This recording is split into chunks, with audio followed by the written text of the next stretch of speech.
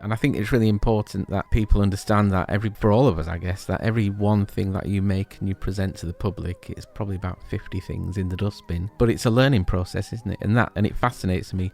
Material technology, it fascinates me what you can do.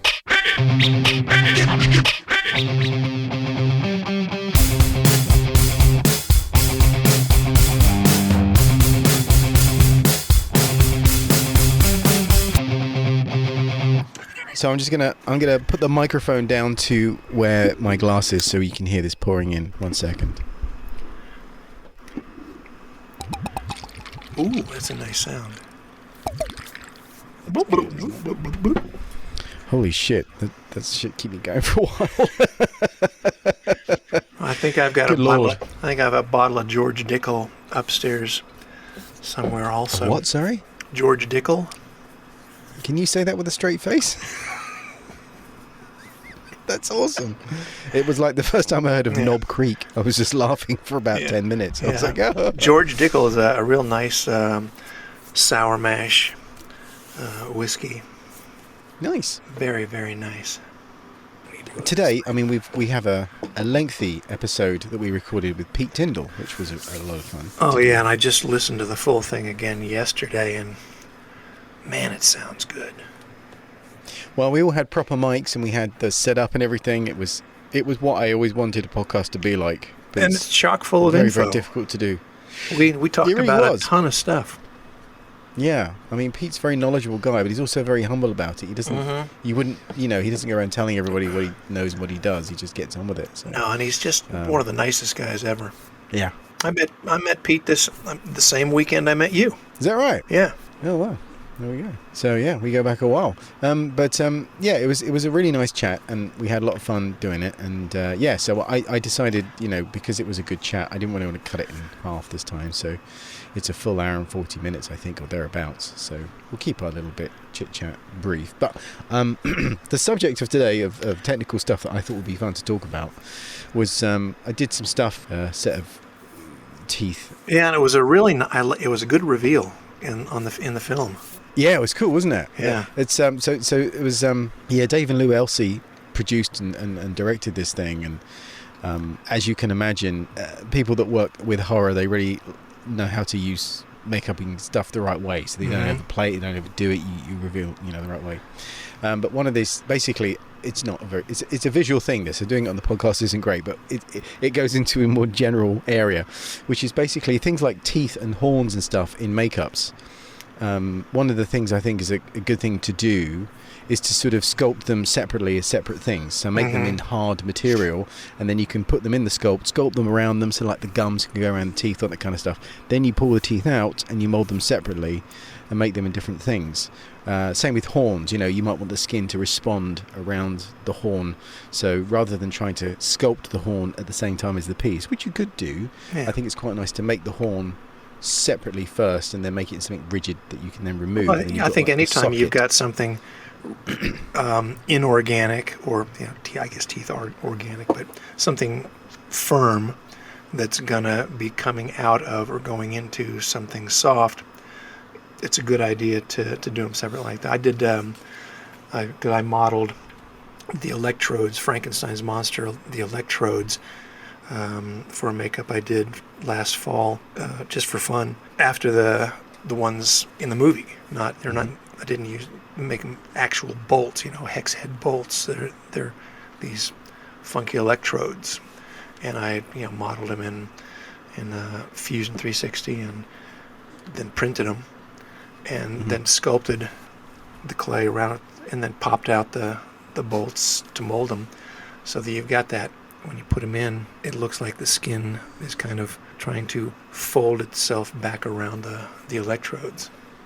Yeah, that's a great way of doing it, because then you're helping to secure it, and also this thing has gone into the skin, so the skin presumably if this was real, the skin would wrap around it like a gasket. So a great example. Seal.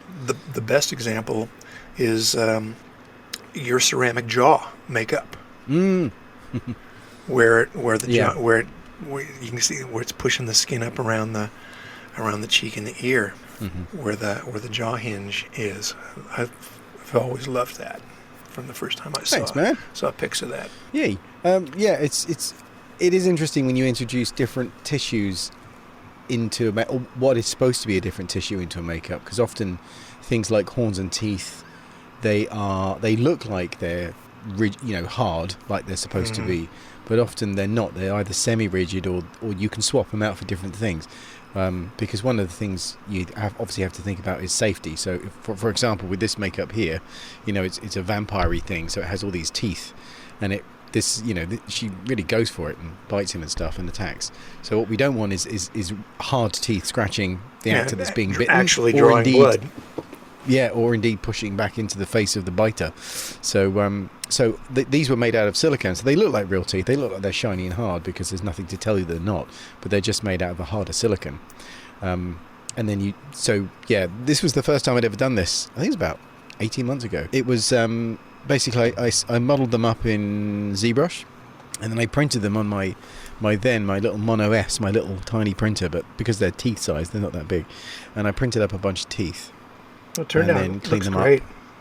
They look great, yeah. They worked really well, and I super glued pins to the tip of each tooth, and then I just suspended them in a little block, and then flooded them with silicone to make one big mold, and then the pin that was glued to the end of each fang basically act as a bleeder, so that later on when I filled that with silicone, the silicone could get out of the tip of the tooth. Which is Otherwise important. You'd end up with a little air bubble. Yeah, little risers and high points, very important.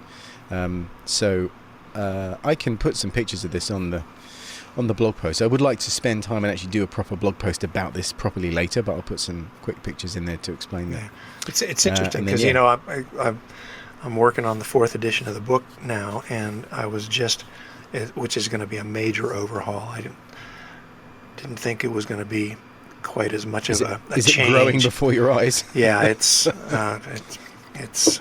going to be a monumental thing. It's a major overhaul. But I was just rewriting part of one of the chapters, and I'm rewriting most of every chapter, and flipping things, or changing, like for chapter 1, industry, in the 3rd edition is now going to be the last chapter.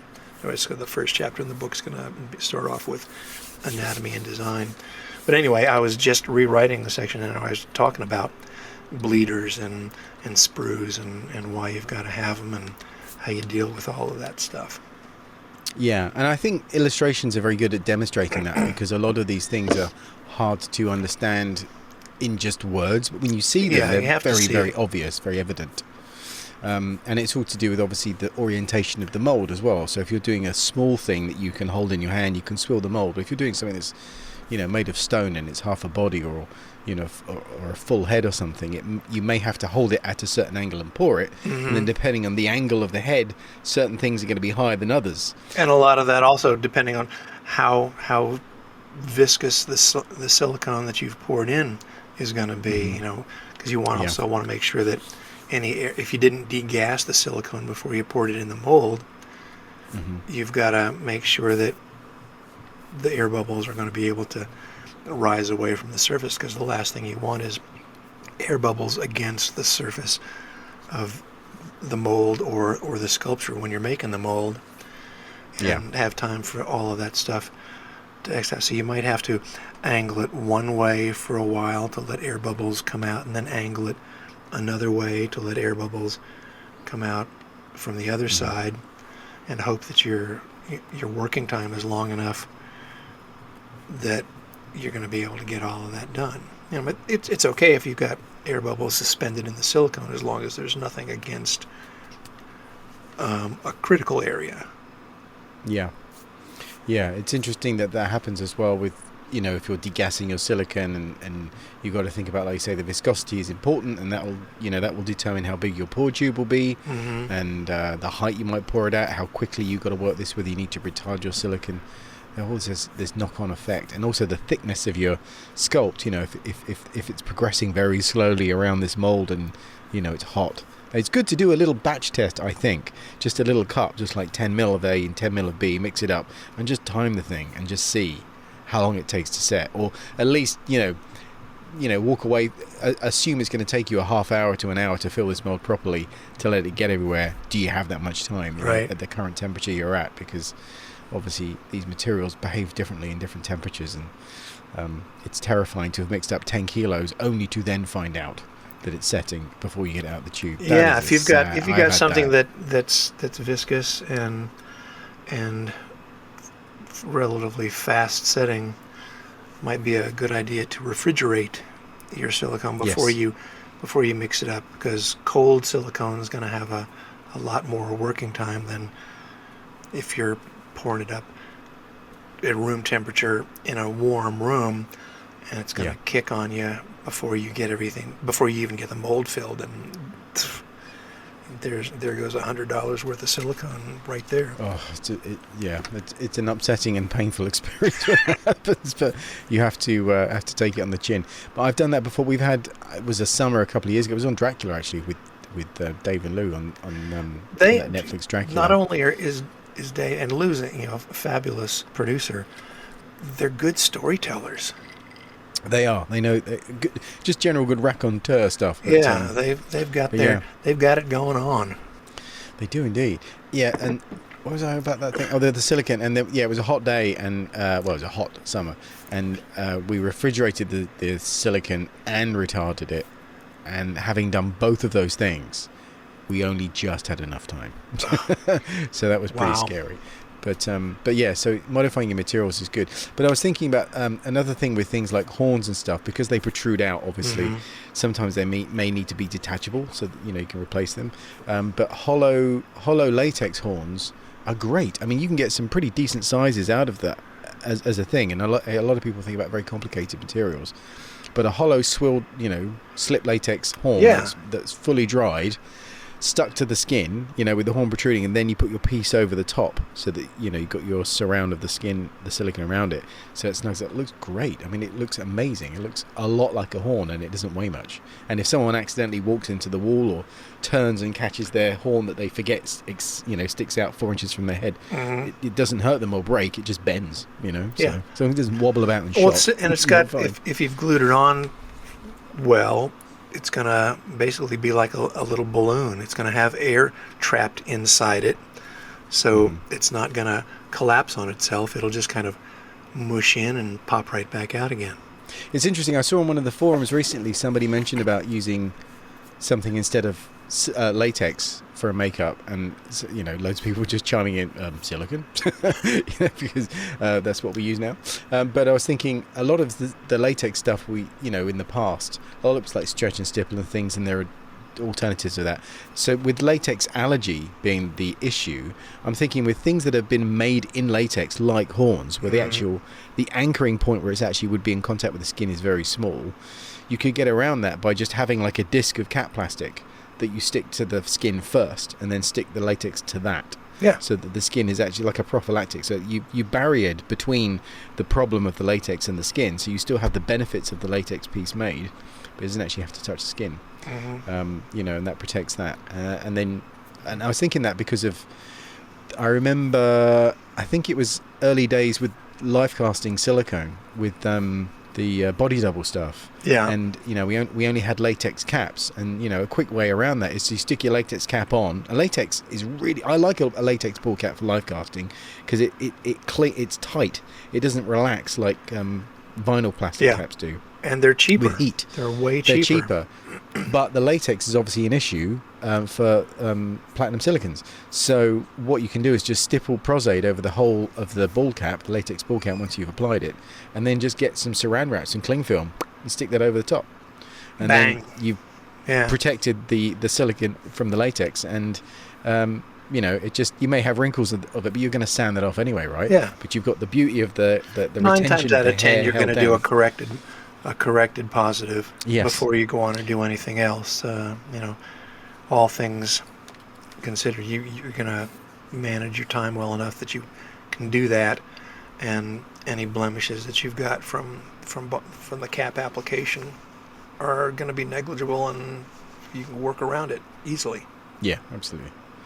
Yeah, so So yeah, latex. I want to see some latexy things being done, because I think it's one of those things that, because of the allergy issue, it's kind of been like, regarded as this terrible thing. But it's so cheap. It's a natural material, it breaks down, and it doesn't last in the ground forever like silicon does.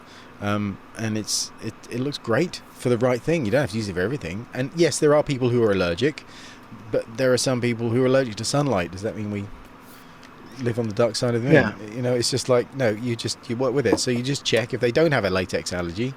I'm sure it's fine. And most latex allergies aren't severe anyway, so suck it up, Nancy.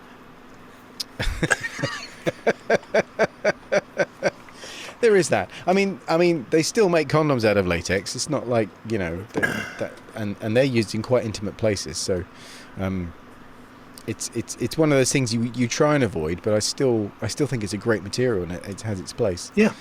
Well, it's old school, and it's still around for a reason. Well, it's cheap, maybe.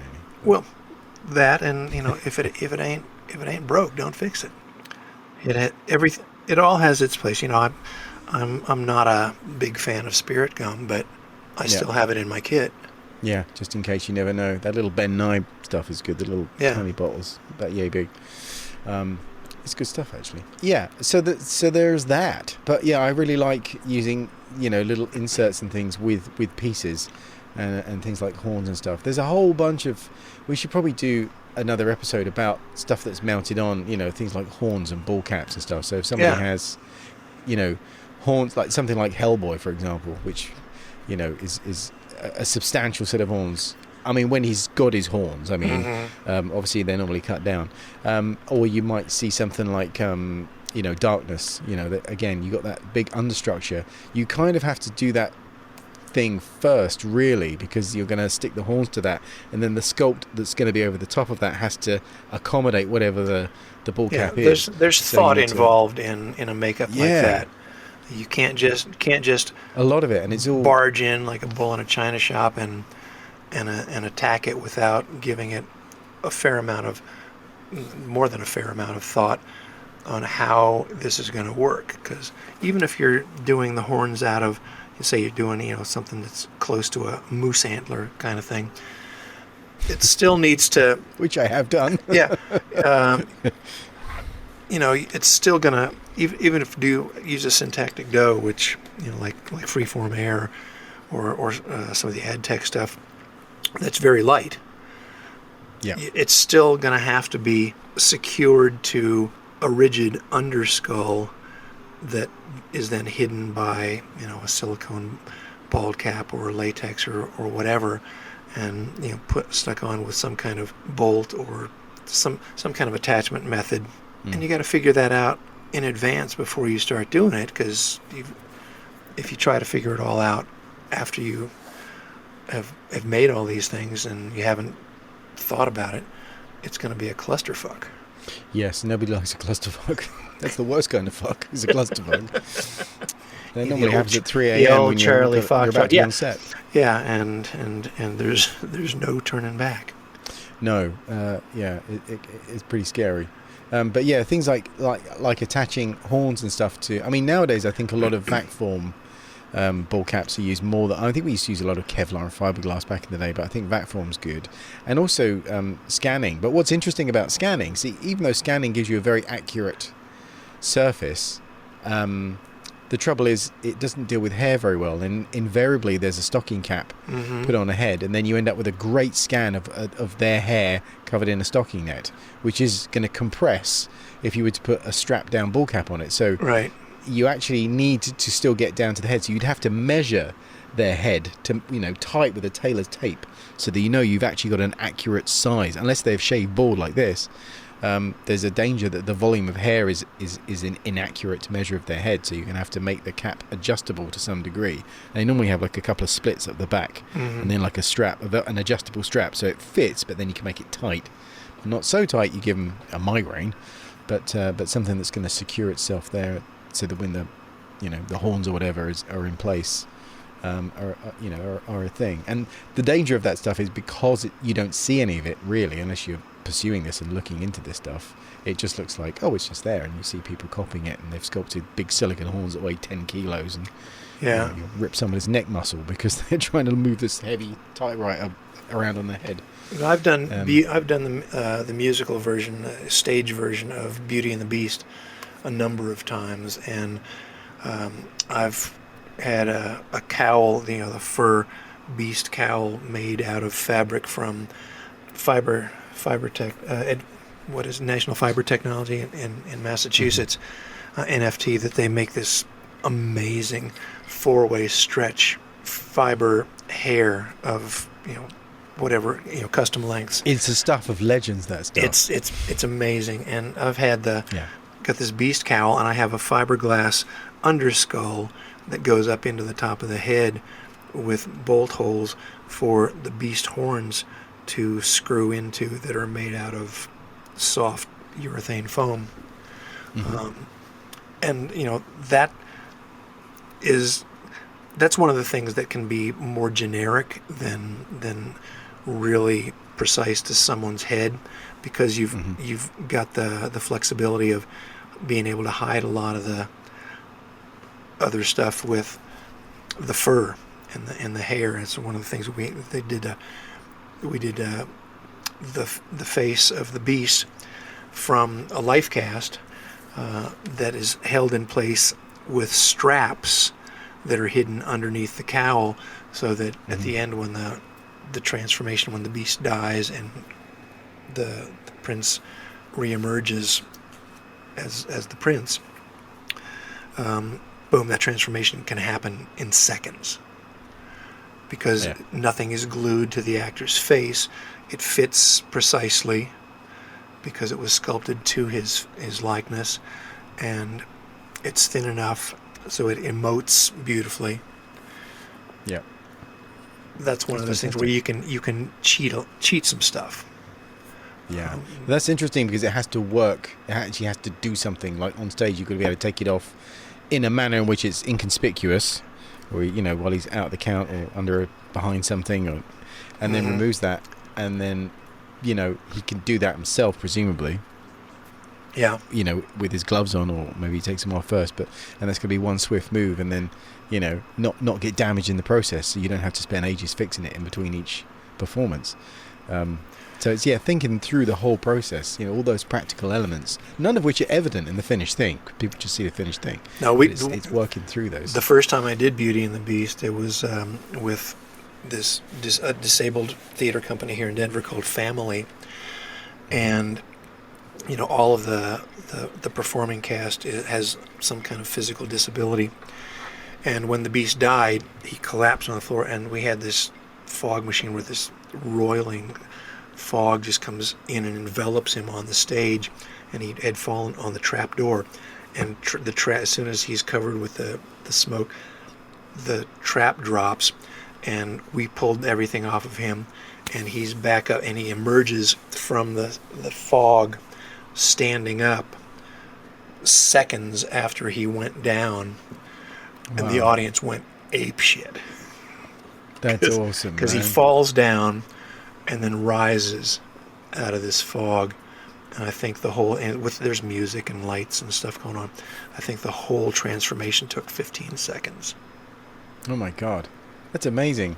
I mean, that's something you don't get from film, really. You don't really get that immediate response, and also it is only one time each time, whereas you might go for multiple takes on set. But on a theatre show, it's in real time, it's sequential, it's within the story, and you have an audience watching the whole thing. Yeah, so you can feel that response straight away, which is a lovely thing, because otherwise you don't really get that on film.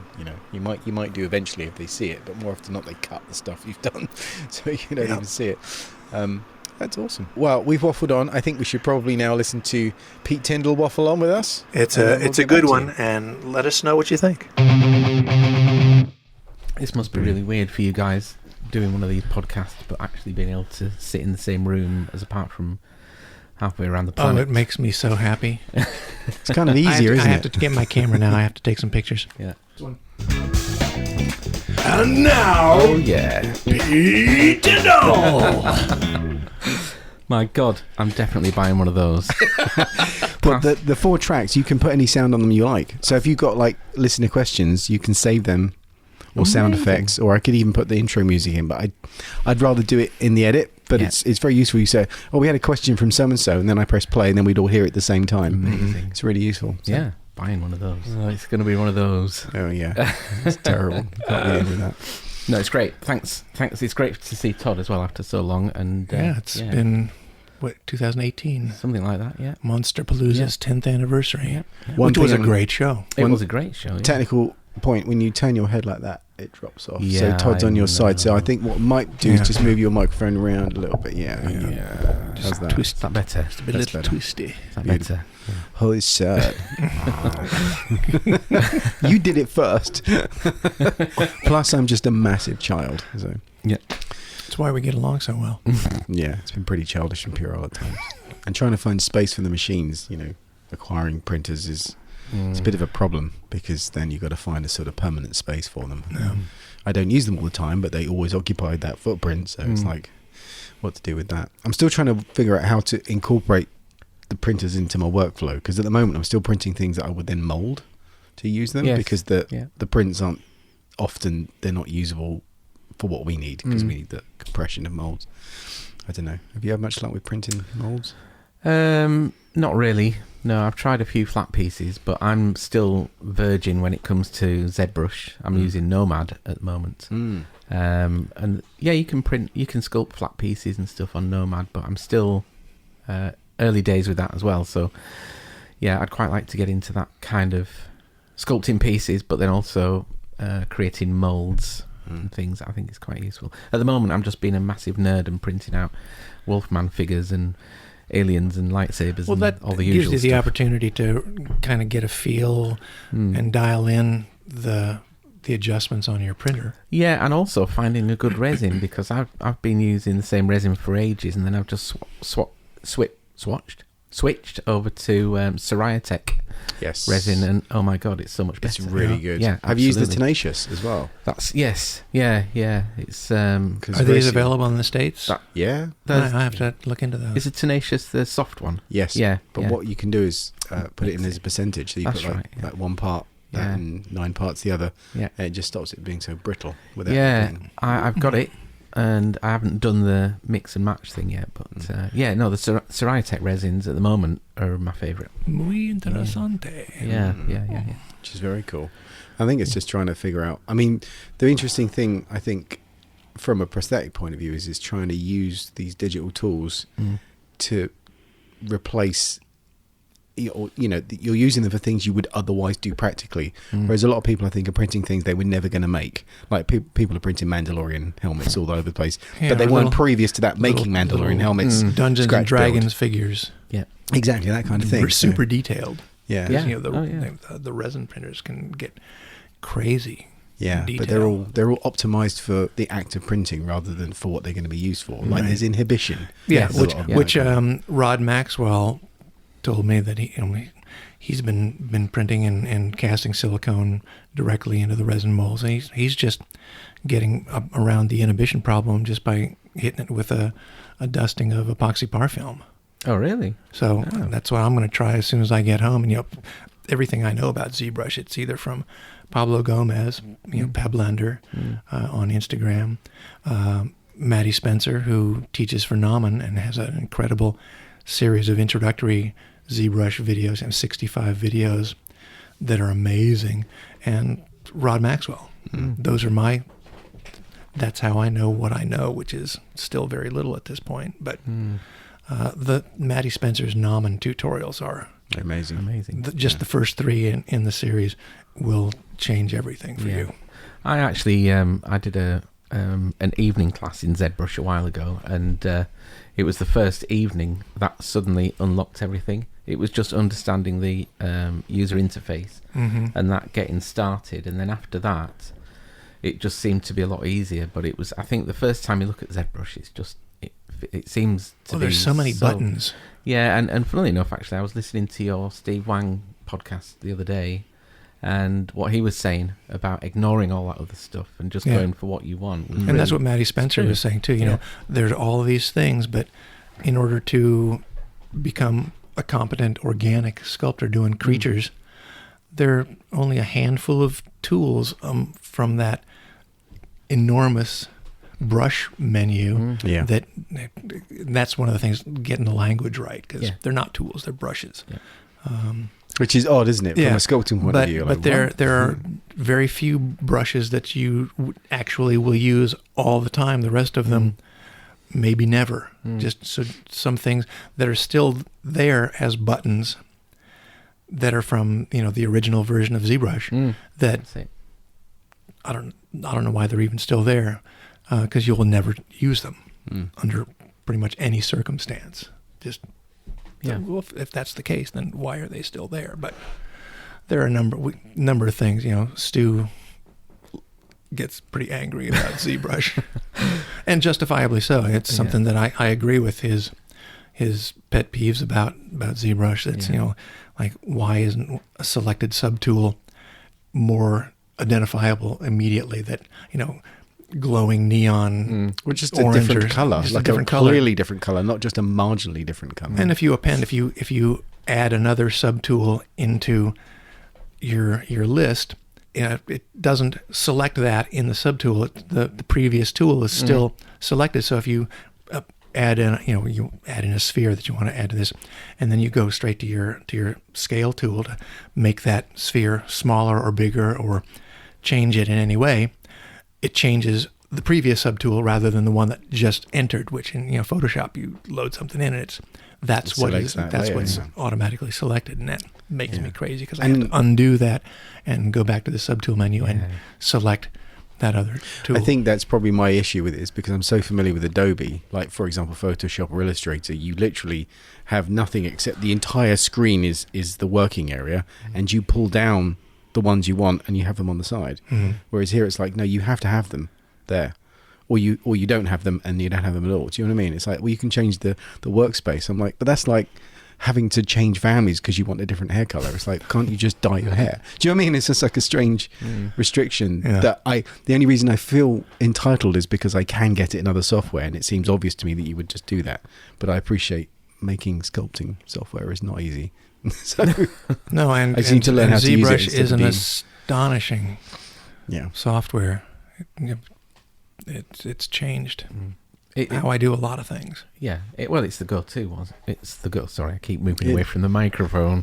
It's the go-to, isn't it? Yeah. Everybody's. I mean, even when you've got free and very powerful softwares like Blender, people are still heading towards ZBrush. I mean, some of the things you can do anything. Yeah, really. But I get what you mean. I mean, there's always those little kind of annoyances, I suppose, with everything. Maybe if Pixelogic hears this, then they'll sort their act out. Well, the other thing demand is that we give the software back. And say, here's your money back. Yeah, absolutely. Do you know what? Just fuck off out of it. Send us to court or something. I paid for mine. I'm paid up, mate. Yeah. But here's your money back. Fuck off now.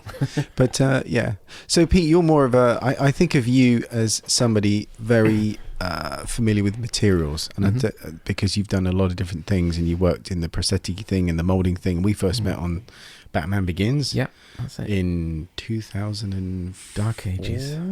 I think it started 2003, didn't it? And then we finished 2004. Yeah. It was a long job. That's right. It was in January. I think I split because. And then I ended up after that. I ended up going to who's this massive, tall, ganglion walking around the garden, smashing up pumpkins right now. It's bizarre to see him. So, but yeah.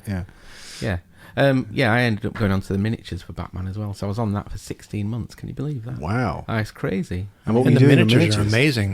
We were doing the little jobs for for Batman Begins. We were doing the final scene of the film where the monorail, there's a big fight in the monorail and it all crashes and explodes and that kind of stuff. We were doing the narrows, all the kind of lanes and all that kind of stuff. Really, it was good. So were those 8th scale, 6th scale? Oh, crikey. They were pretty big. They were huge. I mean, they were shot. That monorail sequence is shot in the George Lucas stage at Elstree Studios, and they started off on 8-foot-high rostrum, and the top of the miniature was in the Reds. So it was the entire height of the studio. They were colossal. Wow. Can't remember the scale of it, if I'm being honest, but because they looked real. They were big. I mean, the structure that was the steel structure was all aluminium. It was all bolted together, and when it crashed and it bent, it really crashed. It was a one-shot deal basically, and Steve Begg was there supervising that. So pretty scary, exciting though. Really exciting. Run multiple cameras because you only get one take. Oh god, yeah. It was that kind of thing. I mean, it was almost like they wanted to have another day just checking everything before they pressed go. But no, it was great. It was good. Yeah, amazing. Yeah. And that was, in terms of materials, that was quite an intense job. You had a lot of material things like the urethane of the suit and the clear panels, and Brian Bess was kind of designing all that and figuring out how to make things work. And it was quite intense, wasn't it? I mean, there was a foam oven, there was a urethane oven. It was fascinating. I mean, as you say, we were using pretty much everything you could throw at it, really, material-wise. And Brian did an amazing job doing all his tests and experimentations with different clarities. And because at the time, we were, I mean, even though we had loads of great materials, we're still kind of restricted to a certain extent with what really we wanted to do. So I remember the Nomec suit, the clear one.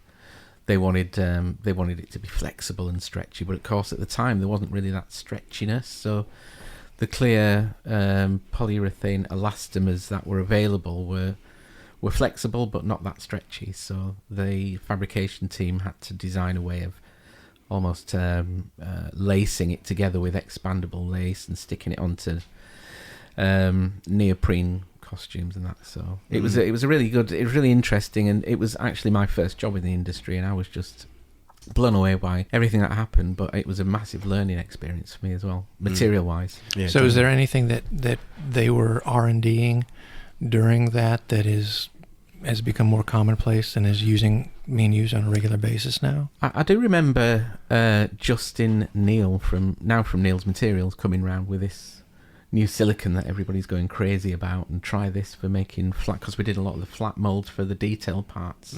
You were there. I don't know why I'm telling you, but you were there. You're not telling me, man. You're telling everyone else. But I remember Justin bringing around this kind of new material, and it was a platinum silicon, and it was clear, and it cured quite quickly, and it was quite flexible, and I think it was called Plat Gel 10 or something like that. And this was years ago, before people started picking it up and thinking about it as a prosthetic material. There was the Plat Gel, or the base of the Plat Gel 10 was there, but we didn't develop that. That was just brought to us. But yeah, it was a great job. Interesting, tiring, long, but it was good. Very good. So, what is it with materials and stuff? Because obviously you sculpt, you do a bit of everything. I mean, what's your story, Pete? What's my story? How do you? Well, I was going to go all Goonies then and start telling you about when I left primary school and no. I was born a small child.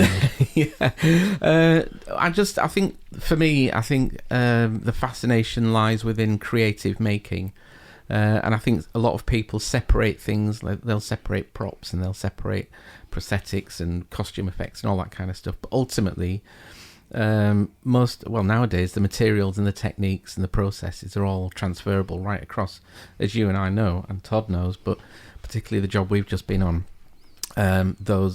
we were in that one department, but there was a whole gamut of kind of prop making and sort of costume props and that kind of stuff, and that's what fascinates me, the thing that you can use one set of materials to make the most beautiful prosthetic or the most amazing animatronic creature, but then you can use that same set of skills and materials to make a fantastic costume and that kind of stuff. And I think that's a lot of people still, I don't know if struggling is the right word, but a lot of people still think about prosthetics.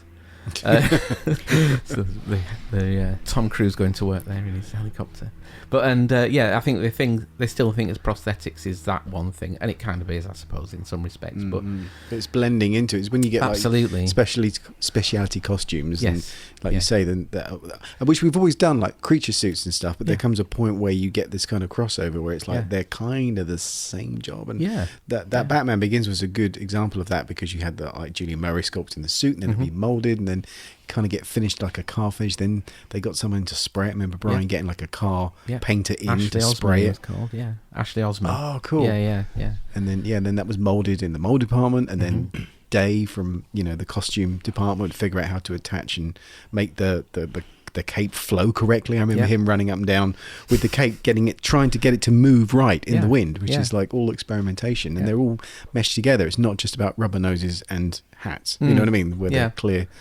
differences and things. And of course the suit was made out of foam latex. So no, I love it. That's what I really like. And of course nowadays we've just been talking quickly about the whole 3D printing technology, and it's tying it together even more, because you see all these cosplayers using 3D prints and all these kind of people practicing with flat piece sculpting and noses and mold. Kazu doing jackets for his molds, and as the 3D printing industry continues to evolve, at least in terms of our needs, I think probably in 5 years we'll be able to print in materials we haven't even thought to try yet. Yeah. I know they've been experimenting with printing silicone for a time, though it's still not ready. Yeah. But it's exciting though. But they're doing some crazy stuff. Yeah. So what? Well, let me ask you a question then. I don't know if I'm allowed to do that, but I'm going to. How do you feel that? Let's call us all three of us old timers, and how do we feel about how that's affecting our industry? Because there is that part of that whole group of people that are like, digital technology is going to kill our industry. Do you think it's going to kill it, or do you think it's going to enhance it, or how do you guys feel about that? I like to think it's going to enhance it. I think the whole industry is based soundly in experimentation, going all the way back. Multi-piece overlapping makeup is the result of, well, what if we did this? Because it didn't start out that way. It would be a full face, neck, ears, everything, out of foam latex that shrunk and didn't fit the actor the same way. And somebody, Dick Smith, I think, said, what if we sculpted it as one piece and then cut it up and extended each piece a little bit so it would overlap to account for the shrinkage, which also makes it easier to handle when you're dealing with smaller pieces instead of one big floppy piece. And then that evolved into silicone, and then silicone evolved into encapsulated silicone, and then encapsulating with cap plastic. So, there's been an evolution, I think, right from the get-go. Yeah. Yeah, I mean, that march of progress is inevitable. It's just a case of, I think the thing is, I think there will, over time, become a very clear distinction between those that can work digitally and those that can't, versus, and we're not talking about exclusive digital, we're talking about just being able, like, for example, on productions now, generally speaking, you have to be able to get online and sign documents because no one's passing pieces of paper around anymore, and any emails you get, have your name on them. So, if you get a set of sides or a call sheet, you can't just print that off. It's got your name embedded in it now, so they can find who it was that left that piece of paper lying around or whatever. Do you know what I mean? So everything's become a lot more digitized. So in order to play that game, there are certain concessions you have to do if you want to be in that game. So things are going to change. But there was a time in the not too distant past where the makeup effects community was concerned that CGI, digital actors, was going to, and digital makeup was going to replace real actors and real makeup, and that was easily 10, 15 years ago, and still hasn't happened. Yeah. I think there's that we're at that point where we're kind of using a bit of both. Like, there are concepting things you can do, and that's the ideal. It is the ideal when digital and practical can enhance and support the other. But that's the thing. I think before, like, you would have had, like, 15, 20 years ago, you had people designing things digitally, and then they would print out a picture which you would then sculpt in clay. Whereas now you can do the design and then take that exact same data and output it onto a printer, or cut it up into pieces, or get it machined up into something as an armature or something. Do you know what I mean? Yeah. So now the sculptor and the concept designer can kind of be the same person. And it's an efficient thing from a time standpoint also, because you can digitally, we've talked about this already in a couple of podcasts since I've been over here, that you can mock up in ZBrush 3 or 4 different makeup designs digitally to get production to sign off on, and then take that information, bake it, finish it, print it, and or use that as a reference to physically sculpt it. In a fraction of the time it would take you to physically sculpt those same ideas to get production to sign off on. Yeah, but I don't think it will necessarily replace. I think it's going to be alongside of. I just think there'll be more stuff done. Particularly, I tell you what I think is interesting, like with the sets, like you got the LED screens and stuff. Yes, yeah. That takes away a lot of the set building in theory, but now the sets are being made digitally. And who was it saying this? Like, but you're making them in advance, so you're spending the money on that. Well, I guess you build sets in advance, but you're spending digital money up front rather than all in post. So that kind of changes the dynamics. They're starting to make decisions before you start rolling digitally in a way that perhaps you didn't have to until you had the footage. But I think that also means you may want more things on set, more props, more things. So, yeah. Well, Christopher Nolan, a perfect example, is Batman Begins. He shot, I don't know how much, because he wasn't sure how he wanted to do things, so he just shot the shit out of it and figured it all out in post. And so it's spending probably millions of dollars creating footage that may or may not be used in the movie that could have, if you had kind of had an idea of what you wanted to do with the film, you could have spent that money nicely somewhere else, and not let makeup or props or whatever have to suffer because, well, we've allocated all of this money for stuff because I don't know what I want to do. Yeah. But it's nice, I think you can. I mean, there still seems like a lot of makeup happening. And it could just be that you have more things like masks that you can then animate parts of. So you're still going to make some of those things practically. Because the thing about practical stuff is you do get stuff for free. Like the light reflects off it. You get little actions. People do things. They move in ways. You get little expressions or head tilts or things you didn't have to animate. So I think people do like to have that and they can react to that, especially if everything else is fake. It's quite nice to have people to react to or...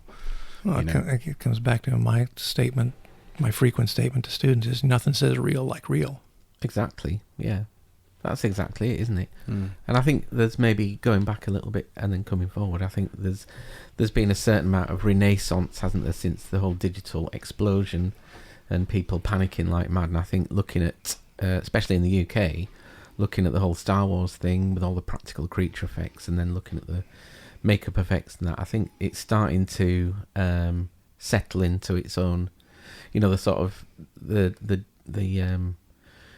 join between practical and digital is starting to settle down and find its way, I think. Yeah, because you can realistically have some practical element, even if it's not the finished thing, but you have something on set, even if it's a pull-on mask or a partial or something, which you can then animate. Or like the puppets on Jurassic Park. Well, you get that movement for free, and then you animate the rest of the... Well, give an actor a choice. Would you rather act to someone wearing a rubber mask or, a tennis ball on a C-stand? Yeah, I think, it's got to be the rubber mask, surely. Yeah, I think so. But I think the other thing was we went through that period where everything was so much CG, it was all green screen, that I think when you do that enough times, that's become how stuff's done, then someone does something like, oh, let's just build a practical dumbbell, or let's build a practical thing. You kind of get that response to it and you go, oh, actually, we need to start doing this now. But it's almost like you need to not have it for a while to appreciate what value it has, whereas up till that point it had just been an expense that we feel like we can dispense with, and now it's like, oh shit, actually that brought stuff to the thing. It's not just an expense, it's actually a benefit. Yeah, well, I remember hearing a story about Ian McKellen during some of the Lord of the Rings stuff, doing green screen photography, and him just going off because he's, I'm an actor, and he's reacting to nothing, trying to act without anything to react to. Yes, yeah. And that's got to be incredibly frustrating for an actor to play make-believe when there's nothing to play with. Yeah. Yeah. I think when Avatar was coming out and they were doing all these kind of promotional videos and Zoe Saldana and all the team were talking about it, and because I imagine a lot of that was green and blue, but she was kind of trying to say, well, we're actors and we're used to playing against nothing, but it's got to be... Well, exactly that. They're used to playing... So if you were then to go on a production where there are actually things for you to react to, suddenly you'd find it much more... Not easy, but it would give you something. You'd be like, actually, can we do this again? Because that was quite nice to have that thing. Yeah, because that's the whole thing about acting is the reality of the moment. You are responding to what someone is doing or saying, and it's really hard to give authenticity to a performance when you're not actually reacting to what somebody else is saying or doing. Mm. I mean, I think that's quite a nice thing about makeup is that intimacy where you actually with someone, especially if it's early in the morning and long hours and you're touching their face, you're gluing things on and changing how they look in real life, and they sort of feel differently and they behave differently. Mm-hmm. That's quite a nice thing, and that's not necessarily something you need to get rid of entirely. Yeah. No, it's just that you may have to go in there that and enhances change the things. Performance. I think that's great. Yeah, we did a stage production of The Wiz musical production, and it was with a handicapped theater company. And the actor who was playing the Cowardly Lion is sightless. And I think I talk about this in the book. But he wanted to have his ocular prosthetist, and he did have him make cat eyes to wear. And so, but because of the way the makeup was done with the brow and so on, and the way the stage was lit, nobody in the audience would ever be able to tell that he was wearing cat eyes in the makeup. Right. But he knew he was wearing them, and it helped his performance. And in a weird kind of way, you didn't have to worry about obscuring his vision, right? Yeah. So you could really go it down with the proportions. So it was win-win. Yeah. That's amazing. Yeah. That's very cool. But yeah, I'm still very. I mean, but in all fairness, I'm very excited about what digital can do, because the thing is, what depending on my competency with ZBrush, printing is pretty straightforward. Yeah. There are a few key things you get wrong, but you find out pretty quick. Whereas ZBrush kind of has a learning curve, and you can get better and better and better. But it's not huge. I mean, I can sculpt things with it. I'm not great at it, but with the little I know, I can make shapes happen on screen.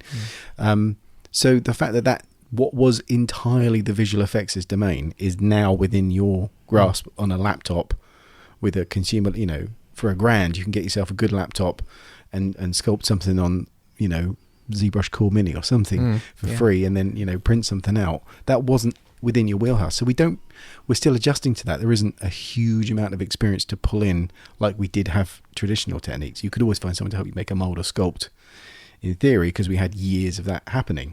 You had people who were mold makers for 50 years who could tell you. There isn't anyone who's been using ZBrush for 50 years. So it's kind of new, isn't it? So we're kind of in that junction. So I think, going back to your question about how it changes things, I think you kind of need to get competent with it to play it, because it's such a useful tool. And I'm very aware as well that we talk a lot about digital stuff when this is supposed to be about rubber, but the point is but it is now part of the workflow. It's part of the workflow, yeah, because the thing is, you can actually use it to get physical objects that you're going to mold later. Or it's changing so fast now that we don't know yet what we're going to be able to do. No. It's exciting. Yeah. It is. Yeah, and scanning has changed everything, because the cost of scanners has gone down. So now you can get realistic scans, and it's like, you don't want that to belong to a department. It's nice if you know how to do it. And, the Revo Pop, whatever. The one that I forced Ian Mawson to buy on the last show. I was like, have you used it yet? He is. No.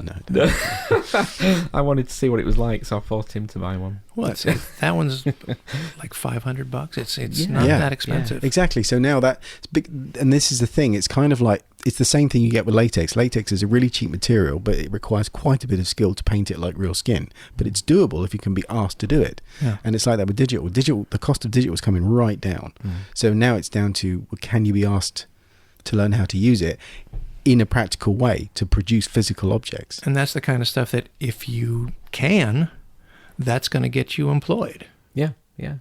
Because you're going to get people that have been brought up with that and don't know anything. And that's the thing. If you've got a background in practical stuff, you know what you can print, and then I can print that in a cheap filament much quicker, because I can just sand it and pull a quick mold off it. And if you don't know how to make molds, then that's denied you, because you're entirely relying on what the printer does and whether or not that printer is a useful object. Whereas I'm like, because I'm always constantly amazed when people print the finished thing and then use the thing.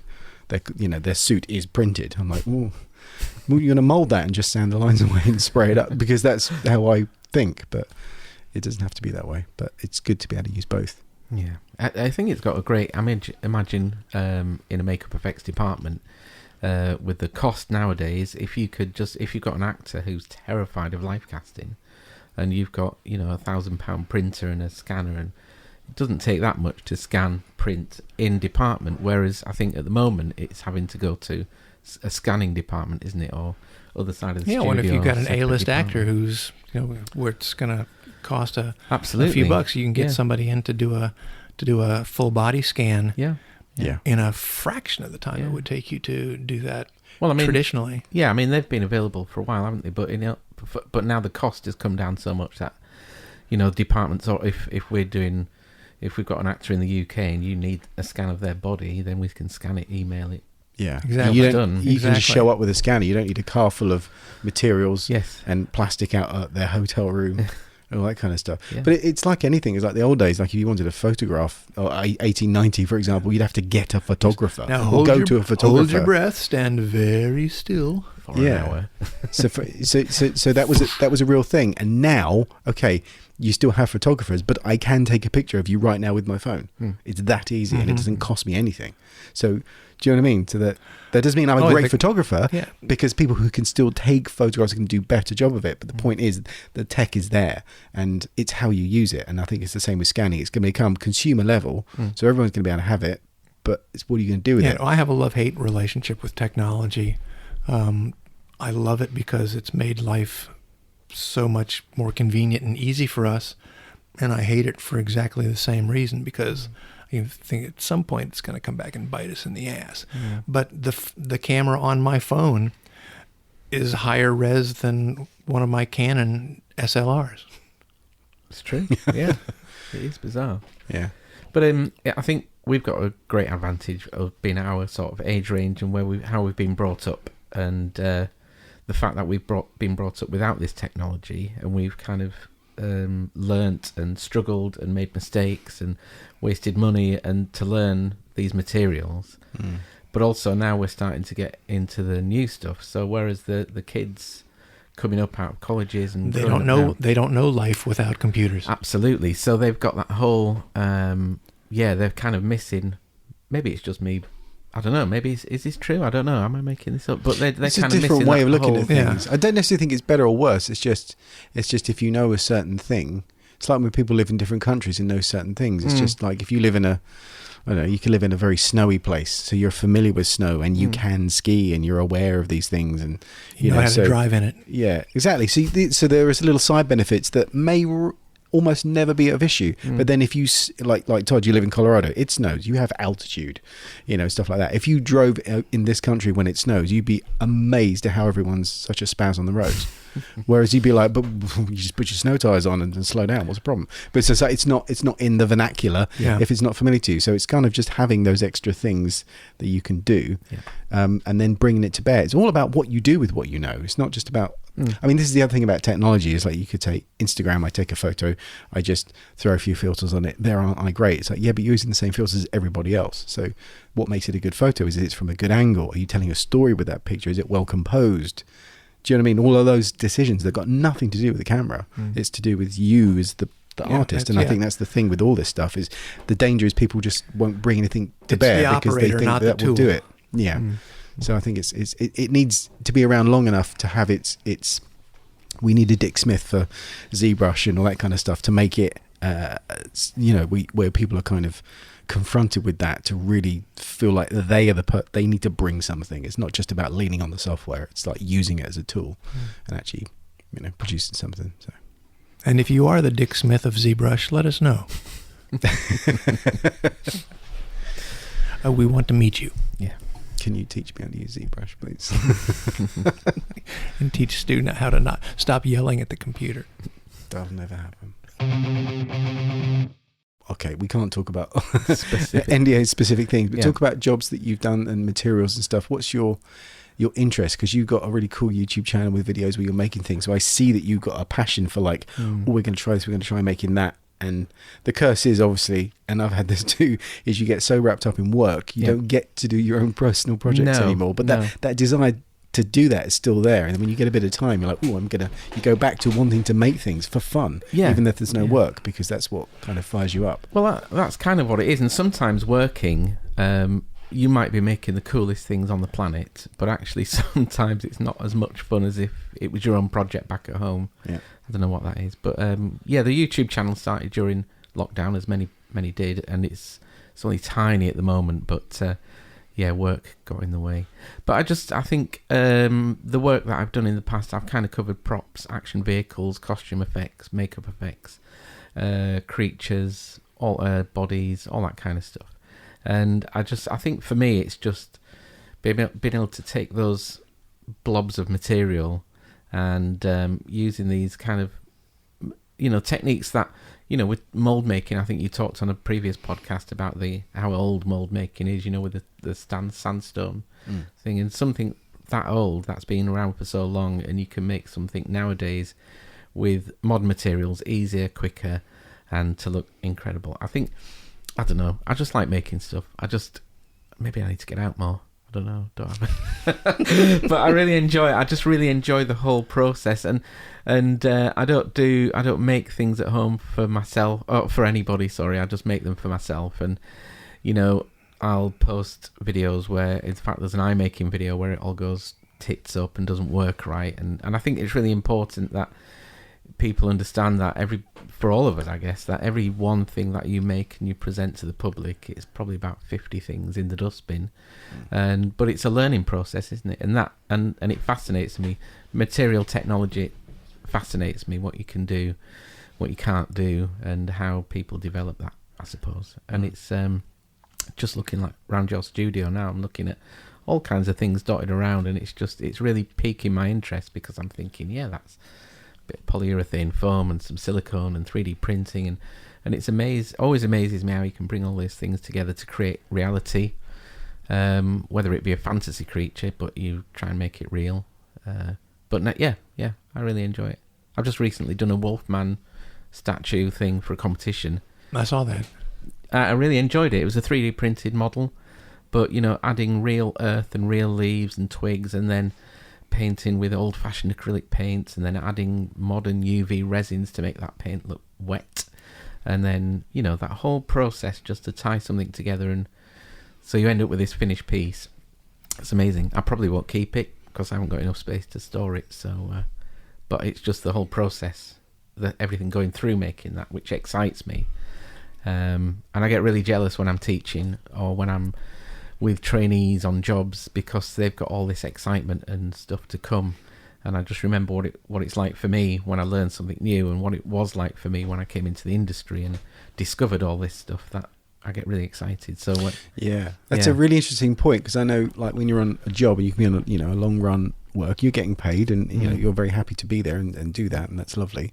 And then there are times where, like, just on the at the prosthetics event, we're doing the portfolio surgeries, and people would show you their work, and we would talk about things and how we could, how they would, if you were going to do it again, maybe you could sort of do this or approach it that way, or do a series of them, because if you do this, you're revealing something, but if you did another 4 in different materials or different poses, then it would become like a complete thing, rather than just for example, a severed head. It's like, we've all seen a severed head, but if you did 3 severed heads that will look like they were communicating with each other or something, then it becomes like a story and a standalone thing, as well as honouring all the things you were hoping a silicon head would do. And it's really quite fun, and I get very excited about that, and I start thinking of things I'd like to do. Yeah. And it's weird. It's just like a little thing that gets massaged, and it just becomes like, oh yeah, we could do that. And then it's not my thing; it's their thing.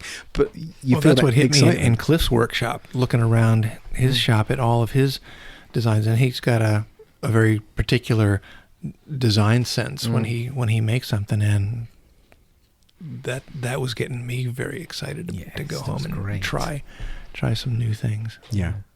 That whole thing about, because I'm with some students at the moment, and well, not right now, but I'm teaching at the moment, and the students are all new to this, and they kind of haven't developed that brain, that thinking about these things.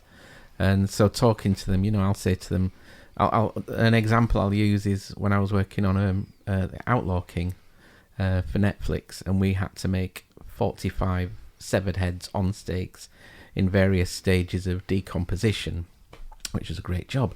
And I think we ended up using 10 in the end, but it was really great, because not only going back to that severed head thing, when I was making a severed head, there was me and Colin Jackman were sculpting, and I would always think of a background story for the person. I never told anybody what it was, but I would always think of a background story and how many times they tried to cut that guy's head off before they successfully cut that head off. So some of the guys had massive slices through the face, back of the head, all that kind of thing. And I think things like that, even if you don't necessarily broadcast that story, I think it gives your piece a story that people kind of pick up on. Severed heads, straight cut, boring. But if you've got lots of attempts to cut that head off, and you've got texture and depth within that Yeah, piece. you're putting it into a context, aren't you? Yeah, and teaching the students at the moment, we're doing, we've done live casting and all that kind of stuff, and we're sculpting pieces on their faces, and I'm saying to them, one of them like, oh, this person's been slashed on the face. So I'm like, well, why have they been slashed on the face? Have they been attacked? Are they in a pub fight? Is it broken glass? If they've been slashed with a glass, would it be that straight or jagged? And would they have other things? And trying to get them to think about a story behind. And then, like you were just saying, I get all wrapped up in it and I get really excited. I'm like, suddenly it's not their project anymore. Push them off the stool.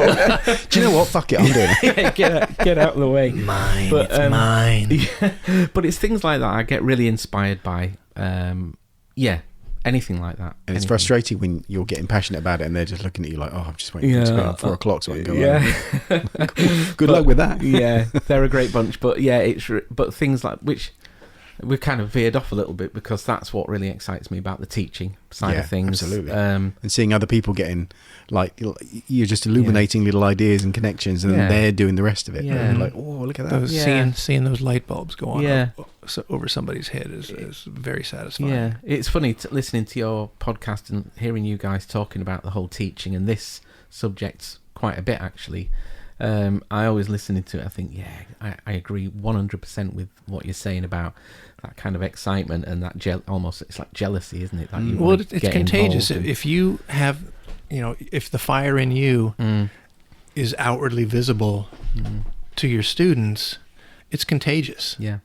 I say a lot that I teach selfishly because I love seeing people get excited about the stuff that excites me, and it's obvious the same for you, and I know it is for Stu, that when you see that fire ignite in somebody else, it's brilliant. You've got to foster that, and you've got to fan those flames. It's frustrating when the kindling is damp.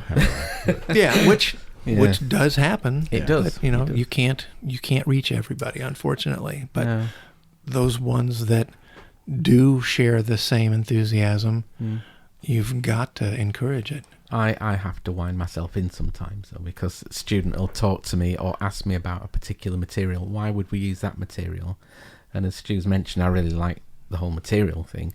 And, half an hour later, I'm still wanging on about why. And I'm thinking, right, that's it. It's break time. Everybody needs to go. I really love this. That's the thing, because there's so many materials and so many things you can do with it. It's all of that. It's not just one thing. I love fast cast, mate. Yeah. I love it. You want to impart all of this information that you have in your head now. But you know what's really weird is I often don't really... and you guys might be the same, but it's not until you're in that context and people are asking you about how to do a certain thing or what material to use, it just suddenly, for me, I don't realise that there's so much stuff in there. And then suddenly they'll ask a question and it'll unlock this massive blurge of information that I'm thinking, where'd that come from? Yeah. But it's really weird, and I think everybody gets it, because throughout every job you work on, you see so many different techniques and so many different materials and and all that kind of stuff. And subconsciously, if you're that sort of person, it goes in there, isn't it?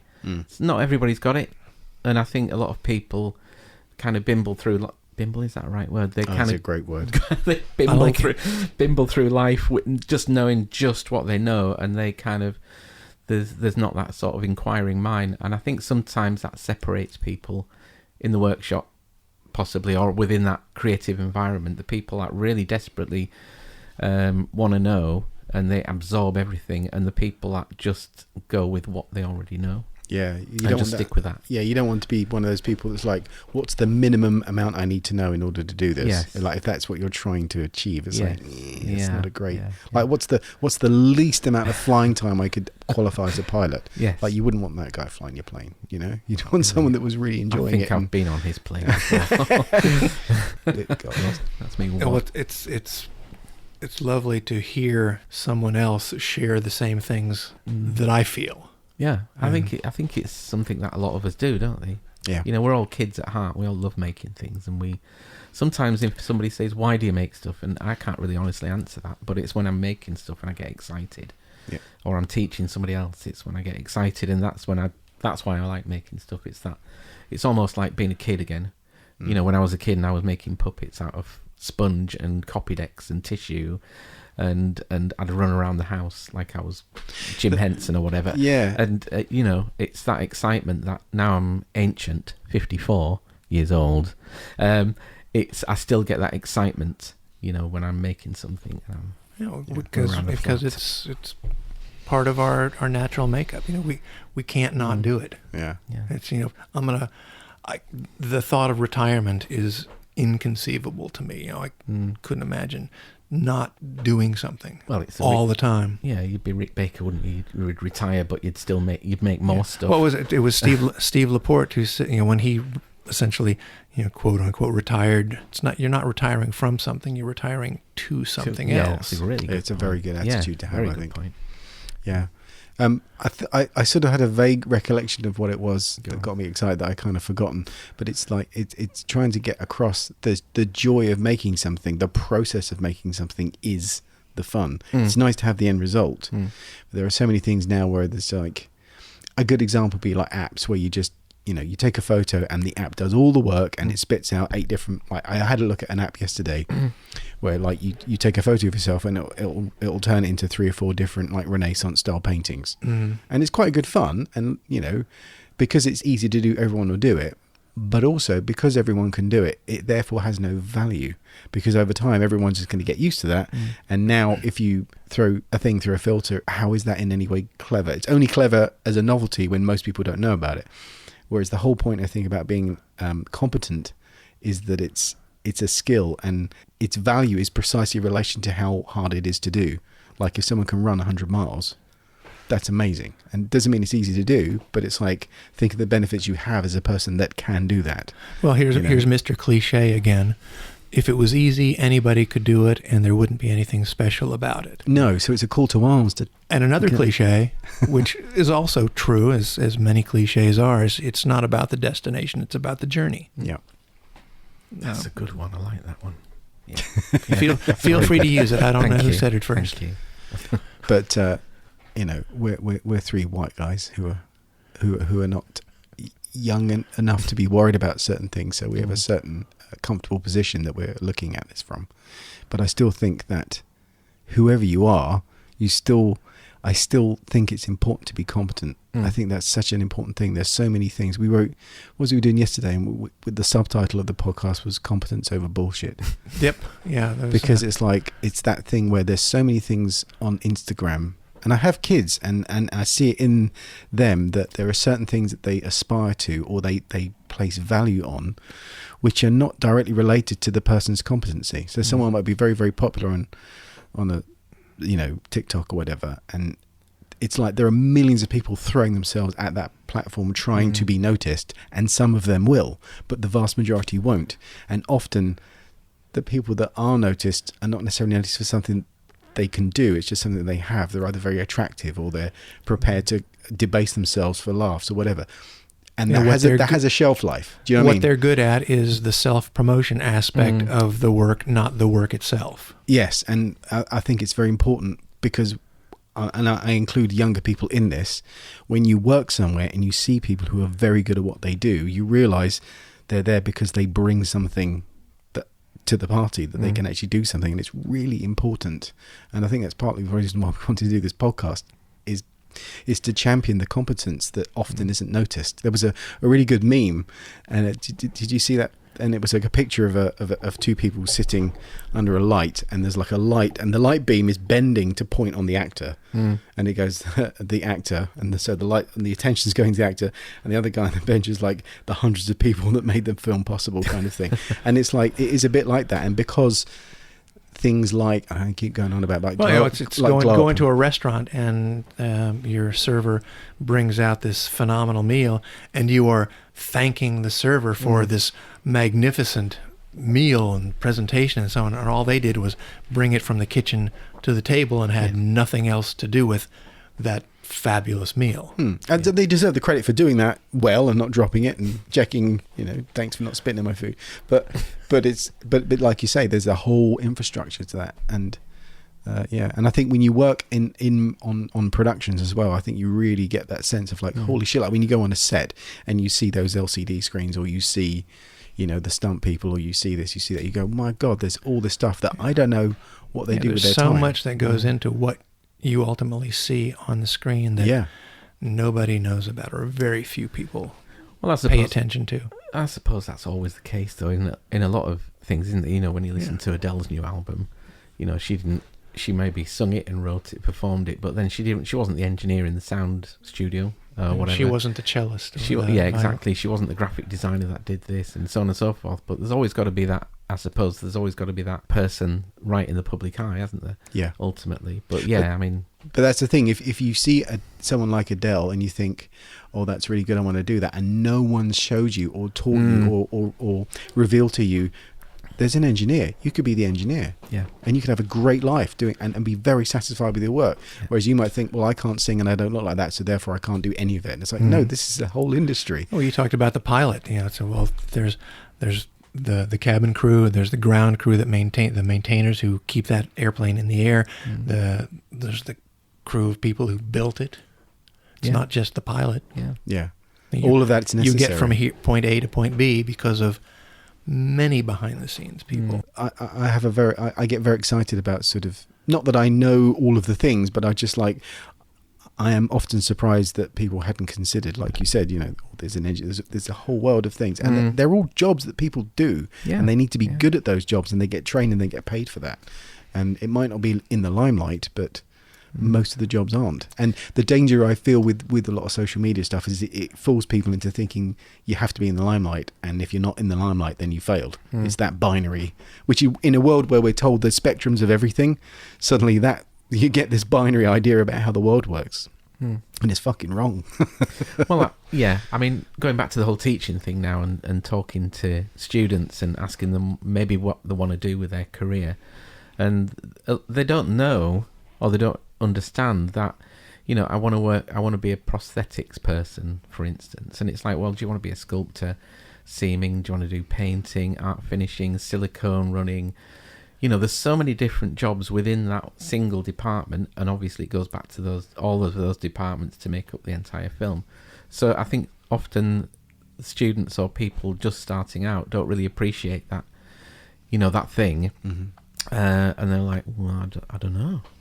So it's a great opportunity for them, which is to learn all that stuff, which gets me jealous, and But, and if you're just starting out, there's no reason to make a concrete decision about what you want to do. No, not at all. I'm still trying to figure out what I want to do when I grow up. Never grow up. No. That's why I like to dip in and out of all kinds of different departments, I think. Well, I think it's kind of the fountain of youth. It helps keep us alive and young because we're exploring and still figuring things out. Just sitting with Cliff and Ian the other night was a huge education for me. It's like, oh my God, I had no idea. I'm going to try that. Yeah. Yeah, and you're surrounded by the sort of physical results of that around you, and it's just that constant going. You keep learning as long as you want to do this stuff. Absolutely, and you've never learnt it all. Yeah, no, you can't. Keep going. Going. So you're teaching students at the moment, and so what if people are listening to this who are students or wanting to be students of this kind of thing? Should we try and assemble a kind of a sort of a 5-point plan of how you would start doing this kind of stuff? Okay. I mean, I think the most important thing is to keep doing things, even if it's a small thing, but just keep making things. But don't think you know it all, because you don't. Well, no, people starting out know very well they don't. That's not necessarily true. I've had students who are early on in animation programs who think their work is just the shit. Yeah. And you can't tell them that it's not, and you look at it and goes, oh my God, you're never going to work as an animator. Right. Because you draw like an 8-year-old. I've seen 8-year-old drawings that look really good. Yeah. But it's like, geez, how can you possibly think that your work is as good as you think it is when it's not? So rule 1 is learn about the state of the art. Who are the players? Who are the good people? Learn what good work is and who's doing it. Yeah, so watch the movie credits, because those are the people whose work you want to emulate. Yes. And, they are accessible. Pretty much everybody you see rolling by on screen is on Twitter or Facebook or Instagram or all of the above. So pen and paper, Make a note of names that you see on things you like, and then look watch them up on their IMDb. filmography. Yeah, look up on IMDb, the Internet Movie Database, which is a great resource. Like you say, look at the names and try and get a feel for what they've done. What other things have they done? And where did they come from? Because their stuff will be available online. That's a good point. We like that. I think checking your... knowing whereabouts you are within the pecking order, as it were. You know, I think sometimes people's... This is not by any means reflecting on any single person that I've ever taught, but you see people that are maybe just coming into the industry have this kind of false sense of, this false kind of attitude as if they've done it all, been there.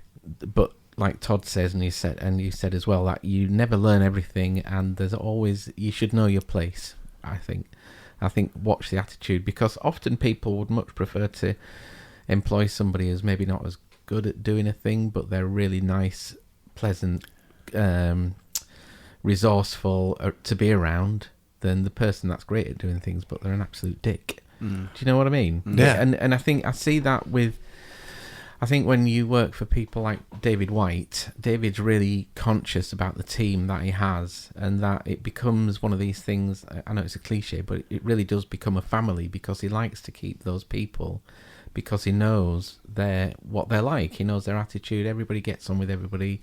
There's very little drama, unless you're working late nights, for instance.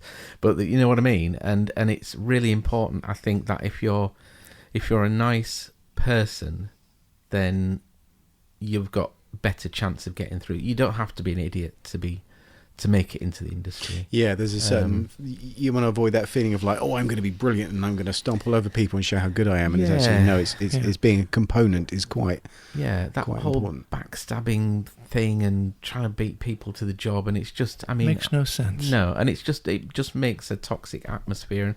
And, I've worked at on a few jobs or workshops or whatever, where it's just that atmosphere is just not nice, because there's a few people that kind of spread that bad mojo. Yeah, so point number 3, don't be a dick. Don't be a dick. Yeah, I think. People do notice. Yeah, yeah, they really do. Why are you looking at me? Be excellent to each other. Yes. Yeah. It makes life nice for everybody, doesn't it? Yeah, I think so. Yeah. I think starting to play with digital stuff is important. I think if you have an iPad, you should probably get your Forger or Nomad and just start doodling. I think digitally, because that way, and they're not expensive programs. That's why I bring them up, because they're about 15 quid. Yeah, learn to draw, even if you don't have to be a fabulous illustrator. You only need to draw well enough to be able to show your drawing to somebody else, and they understand what you're trying to convey. Yeah. Right. Have we got one more? I think so. Yeah. What about if you're interested in prosthetics, you want to start making prosthetics? What do you think is a good way to start that? So I'm thinking, I hear about prosthetics. Start small. I think without wanting to quell somebody's ambition for a big project, don't bite off more than you can chew. Don't start out trying to do something that you don't know how to do. I mean, you have to start out doing something that you don't know how to do. But if you're going to fail, which you will, fail at something small rather than something big, because that's the kind of thing that can completely put you off of even trying to do it at all. You want to make little mistakes and get good at what you're doing in a small state, and then expand it as you gain confidence and competence with small things. Stu say, make a nose rather than a whole face. Yeah. Get good at the anatomy. It sounds like the anatomy of a nose, but like noses, make a nose. Yeah, show me that you can make a nose look real. Because noses are not easy to do. No. It's funny what you were saying then about you will fail is really important, I think, for people to realise that, because I think people starting out and playing about with these things and trying to develop their prosthetics, they're so terrified of failing. It's going to happen. Yeah, it's part of the educational process. And they have to use it as a learning experience. Why is it? But also, don't just, if it fails, don't just throw it in the bin and storm off. Look at it and work out why it's failed. And if you don't know why it's failed, then, we've got Google. There's lots take of a photo. take But, a photo, yeah. speak to And use reference images. Oh God, yeah. There's thousands Nobody of points. works without some kind of reference. Even if you're looking at your own face in a mirror, use a reference. You may know what a nose looks like, but believe me, you don't know what a nose looks like. We see human faces all the time, every day. Yeah. But, beginning sculptors will get it wrong. Yeah. Don't do an old age makeup for your first project either. Yeah, on your 20-year-old mate. Yeah. Because they won't look like they won't look like a 700-year-old spiritual guardian of the planet Glock. It'll look like Steve from Accounts. It won't work. Yeah. It's tricky, isn't it? Yeah. It is tricky. I know they want to do, I've been there. You want to do everything all at once, don't you? But yeah, and you feel shortchanged if someone says, do the nose. You're like, oh, it sounds shit. Yeah, but it's a slow journey. The longest journey begins with a single step, doesn't it? So it's a slow journey, and you've got to start somewhere. And small is cheaper. Often, you're not destroying as many materials if you don't get it wrong, and it's the journey back to the beginning isn't as far if you've just done a nose or a whatever. I think it's a really valuable bit of advice for everybody. And the other thing that's tricky is on social media, everyone posts their best version of everything. So you don't get to see all the failures. So you'll be looking up, great work, and you will see the best work that's being done. Yeah. And against that, you measure yourself. It would be like taking a toddler who's learning to walk and sticking him next to Mo Farah. And he sprints off and, wins the 100 meters record. And it's like, well, there's no fucking point in you learning to walk. Face, kid. In your face. Exactly. It's like, well, what the hell are you doing going up against the best? Of course. Yeah. So you got to measure yourself against how you were yesterday, not how somebody is brilliant at it today. Because that's also a good point. Don't measure your success or failure against somebody else's success or failure, because it doesn't really matter. What matters is, are you improving? Are you getting better? Compare your work today to what you did yesterday. What anybody else is doing is irrelevant. I mean, you can look at them for inspiration, but don't judge your work against somebody else's work. I mean, you could do a whole podcast on do's and don'ts, really. You probably have, on do's and don'ts. But we talk about it a bunch. We do a bit, and often these things are the same things that crop up, but then you'll meet someone that either hasn't listened to the podcast or hasn't started their journey yet, and then they begin their course, and then they meet for the first time, material failure. But it's great to get to hear somebody else on the show that says the same things that you and I say to each other on a regular basis, and say, well, geez, Pete said the same thing, so it must be true. It is true, yeah. There's that weird thing as well. Whatever Pete says is true. No. He's the oracle of truth. Yes. Is that weird thing of like, I think when you start out, you're so full of vim and energy, and you want to do stuff, and then over time you kind of get a lot of that out of your system, and then you kind of return to a desire for simplicity. I remember saying David White. Yes. I remember asking him about what kind of makeup. I was thinking about doing a makeup for fun, and I was going to do something, and I asked him to suggest a good thing to do, and he said maybe make someone look like they've gained a bit of weight, but not a lot. Just a little bit in their face, just age their face and bag it a little bit. And I remember thinking at the time, this was a long time, it was like over 20 years ago, I remember thinking that sounds kind of crap, because that means I won't get to do a big extreme makeup with loads of wrinkles, because in my head I had a very low resolution version of what an accomplished makeup was.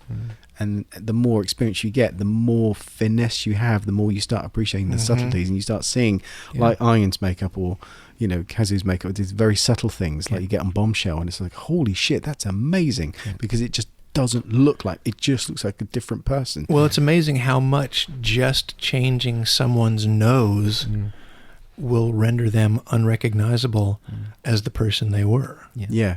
It's having that fluency of what it is that makes the face, and making the correct economic decisions. So you're interfering as little as possible, but your decisions are right. But you can't appreciate that when you're starting out. You're just trying to get used to how clay feels and why is this material not working. You need to get all that out of your system. Yeah. And ultimately it's about, if you do this as a job, it's not your choice, is it? You do what you're asked to do. And, it's about making the audience believe, or not even realise they're looking at a piece of rubber or whatever. And in its most sort of basic terms as well, I was watching Monster with Charlize Theron the other day, and the makeup, I think it's just teeth, and bit of speckle. She's put a bit of weight on, but oh my God, it's unbelievable. You don't, as much as you're staring at her face, you don't recognise it as. But also, a lot of it's performance as well. And this is the thing with like makeups that, like for example, someone might put an orc makeup on somebody that can't act. Yeah. You know what I mean? Yeah. And they're in their front room. It's like, well, if they're surrounded by Middle Earth, and they've done a movement workshop and they're an experienced performer, they can make it really good. But if they're standing there awkwardly because they've been pressed into service, somebody's boyfriend has been made to wear this bloody thing. Do you know what I mean? It doesn't jive at all, and it's like it's such a big thing. Characters, they're not. It's not just the things you sculpt and stick on. It's well, I think that's one of the jobs of a good makeup. Not only does it physically transform the actor, it helps them inform the character more so that they become that person, and it alters their performance. I used to often hear a phrase where, the actor's really good with prosthetics, and I was thinking, well, they just sit there and wear it. But it goes to what you were just saying there, that if they're used to it, Doug Jones, I guess, is a prime example. They know how to act and how to emote and get it through the rubber, and it brings everything. It's that perfect kind of bridge, isn't it? It brings it all together. Great makeup, perfect acting, brings it together. And I suppose that's the Charlize Theron thing as well. Makeup was really basic, but her performance won her an Oscar. It was outstanding.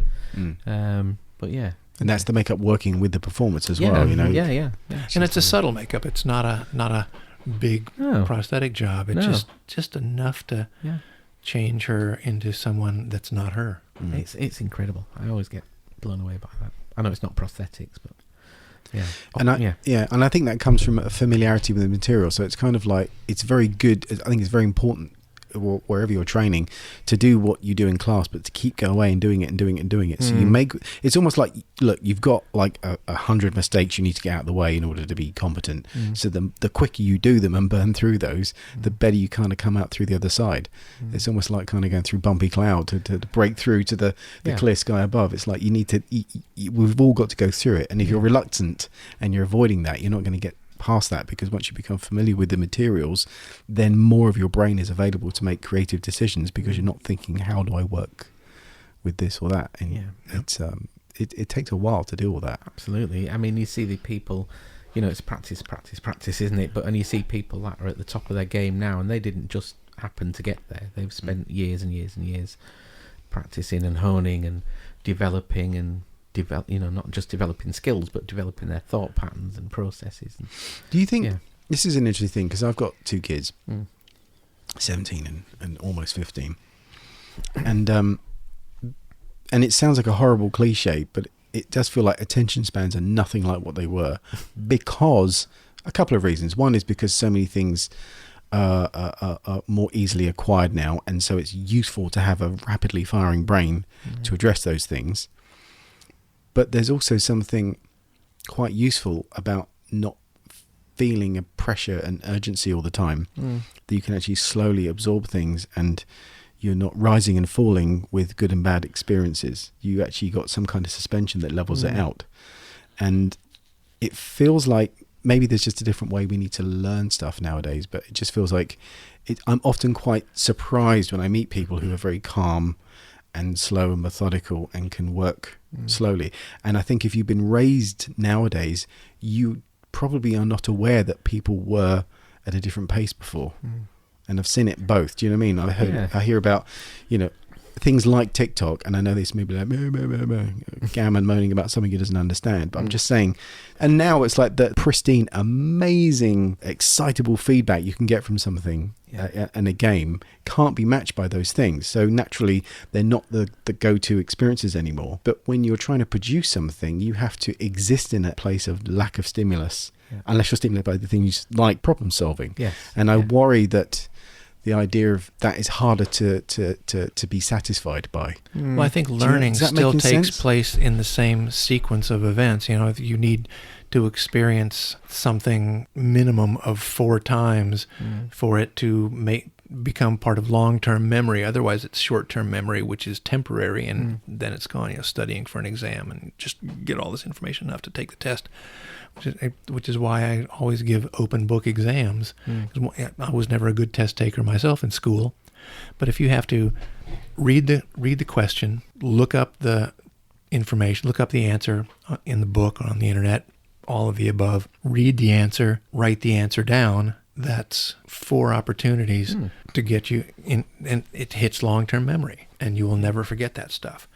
Those 4 events may be happening in more rapid succession now than when we were kids, but they still have to take place. Does that make sense? Yeah, yeah, it makes perfect sense.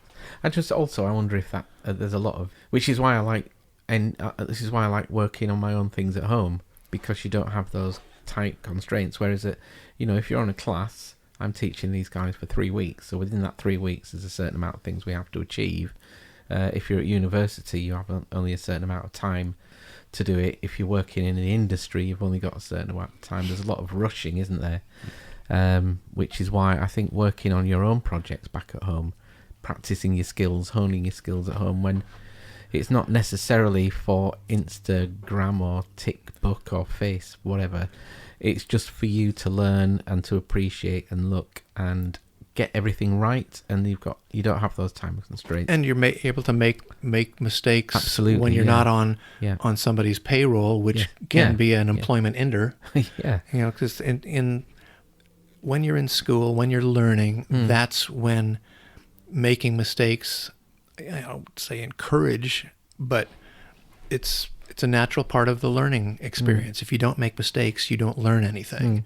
And if you're in school, that's when it's okay to make mistakes, because you learn from those mistakes. You don't want to make the same mistake over and over again. You want to make different mistakes, because you get outside your comfort level until you learn this and you're comfortable with it.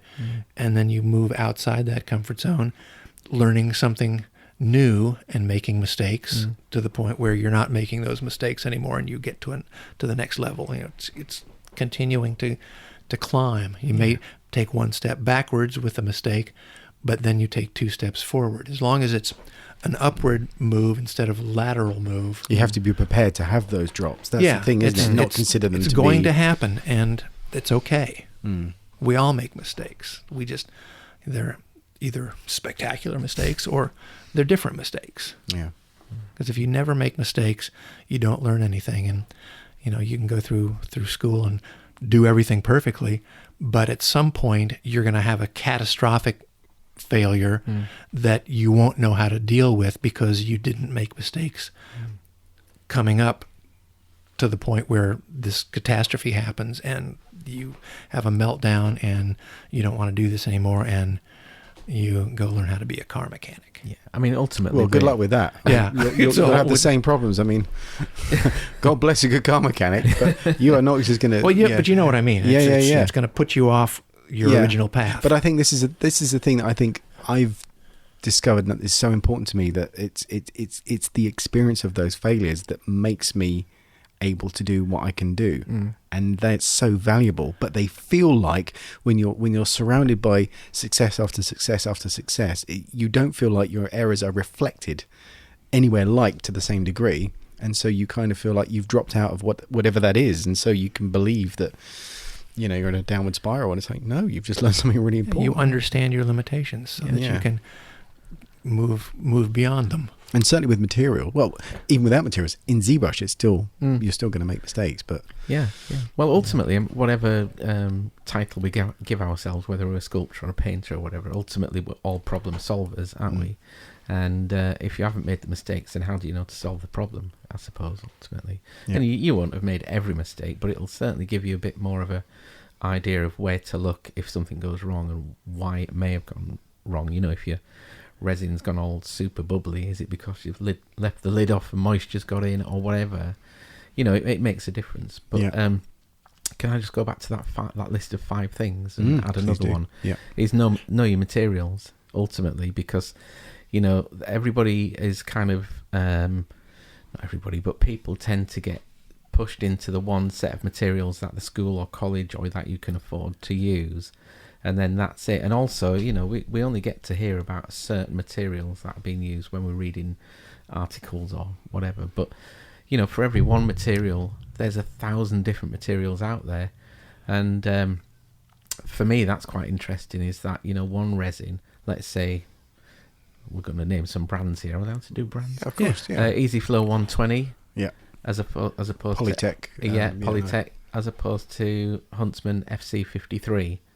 They're both fast casts. They're both polyurethane, equal parts A and B, but they couldn't be any different in their, once they've set and cured Easy Flow, you've got that nice kind of ABS-like flex, whereas Polytech, the Huntsman, you've got the very low shrinkage mechanical properties.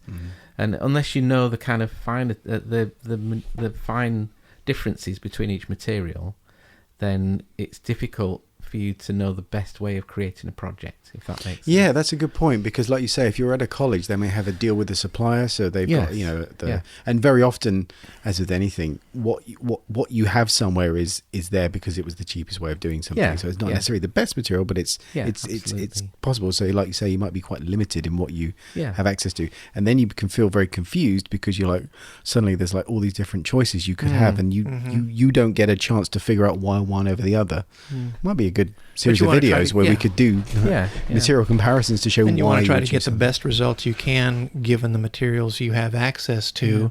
That one of the schools where I taught had a video studio that was poorly constructed and all that stuff, and I would tell my students, if you can get good results, if you can pull a good green screen mat working in this room, you can work anywhere. It's true, kind of thing. So knowing the material, I think, is really important. It really is. I mean, on our last job, which we won't mention, but there was a few instances where we required a certain property, let's say, and and a lot of those instances was kind of on me to try and work out how to create these things, and we ended up finding a material that we could use for animatronic cores, we could use for clear horns, white horns, for bits of jewellery, and it's all one material. I've never seen it in my life, and it was the most amazing stuff. It was. Can I name it?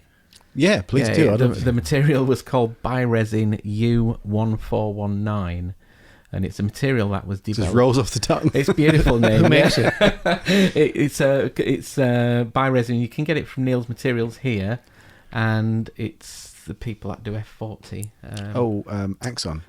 Oh no! Was it not? No. Maybe we'll research it and put it in the show notes. But this stuff comes as clear, and it's a flexible polyurethane, and when it goes off, it's as strong as steel. It's as light as a feather.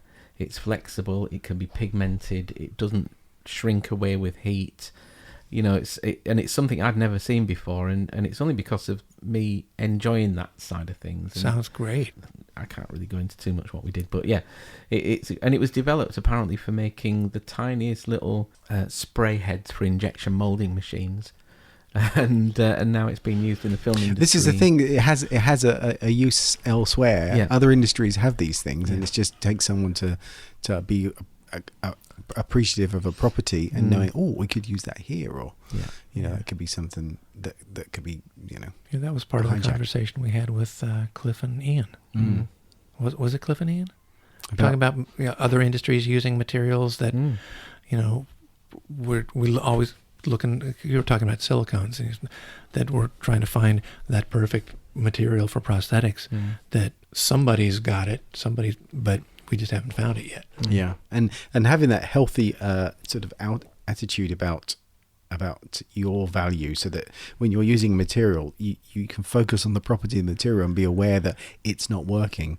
I know this material, so I don't feel like a failure because the material is. I know it.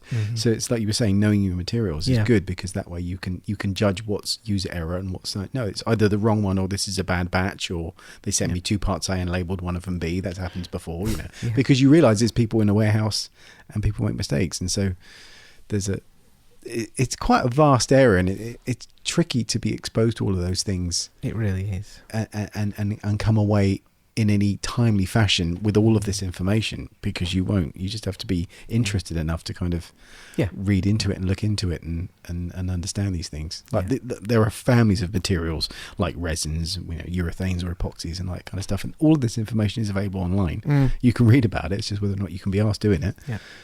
And the people that do tend to do quite well because they actually have something that they can offer. So that's another way. You need to be willing to do whatever it takes to get you to where you want to go, because some people will say, I just don't feel like I'm going to go home and I'm jonesing to play Red Dead Redemption or whatever. I don't want to stay late and work on this and learn about another material.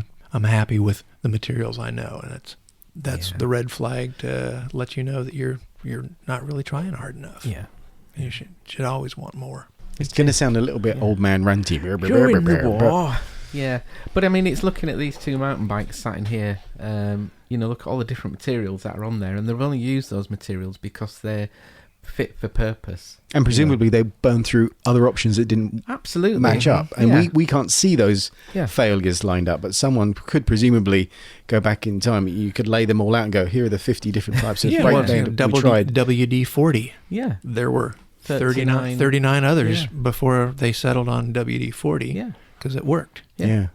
So it's just, I think we need, as a society, to do more to reveal what goes into things, make it more apparent, because there's so much work that goes into everything that isn't obvious. I know there are books on how things are made. Yeah, there are, but what I mean is, like, not that I want to be Amish, but I'm just saying, if you live in a house, even if you didn't directly build the house, you will have seen it built, and you would directly know people who had built that house. Yeah.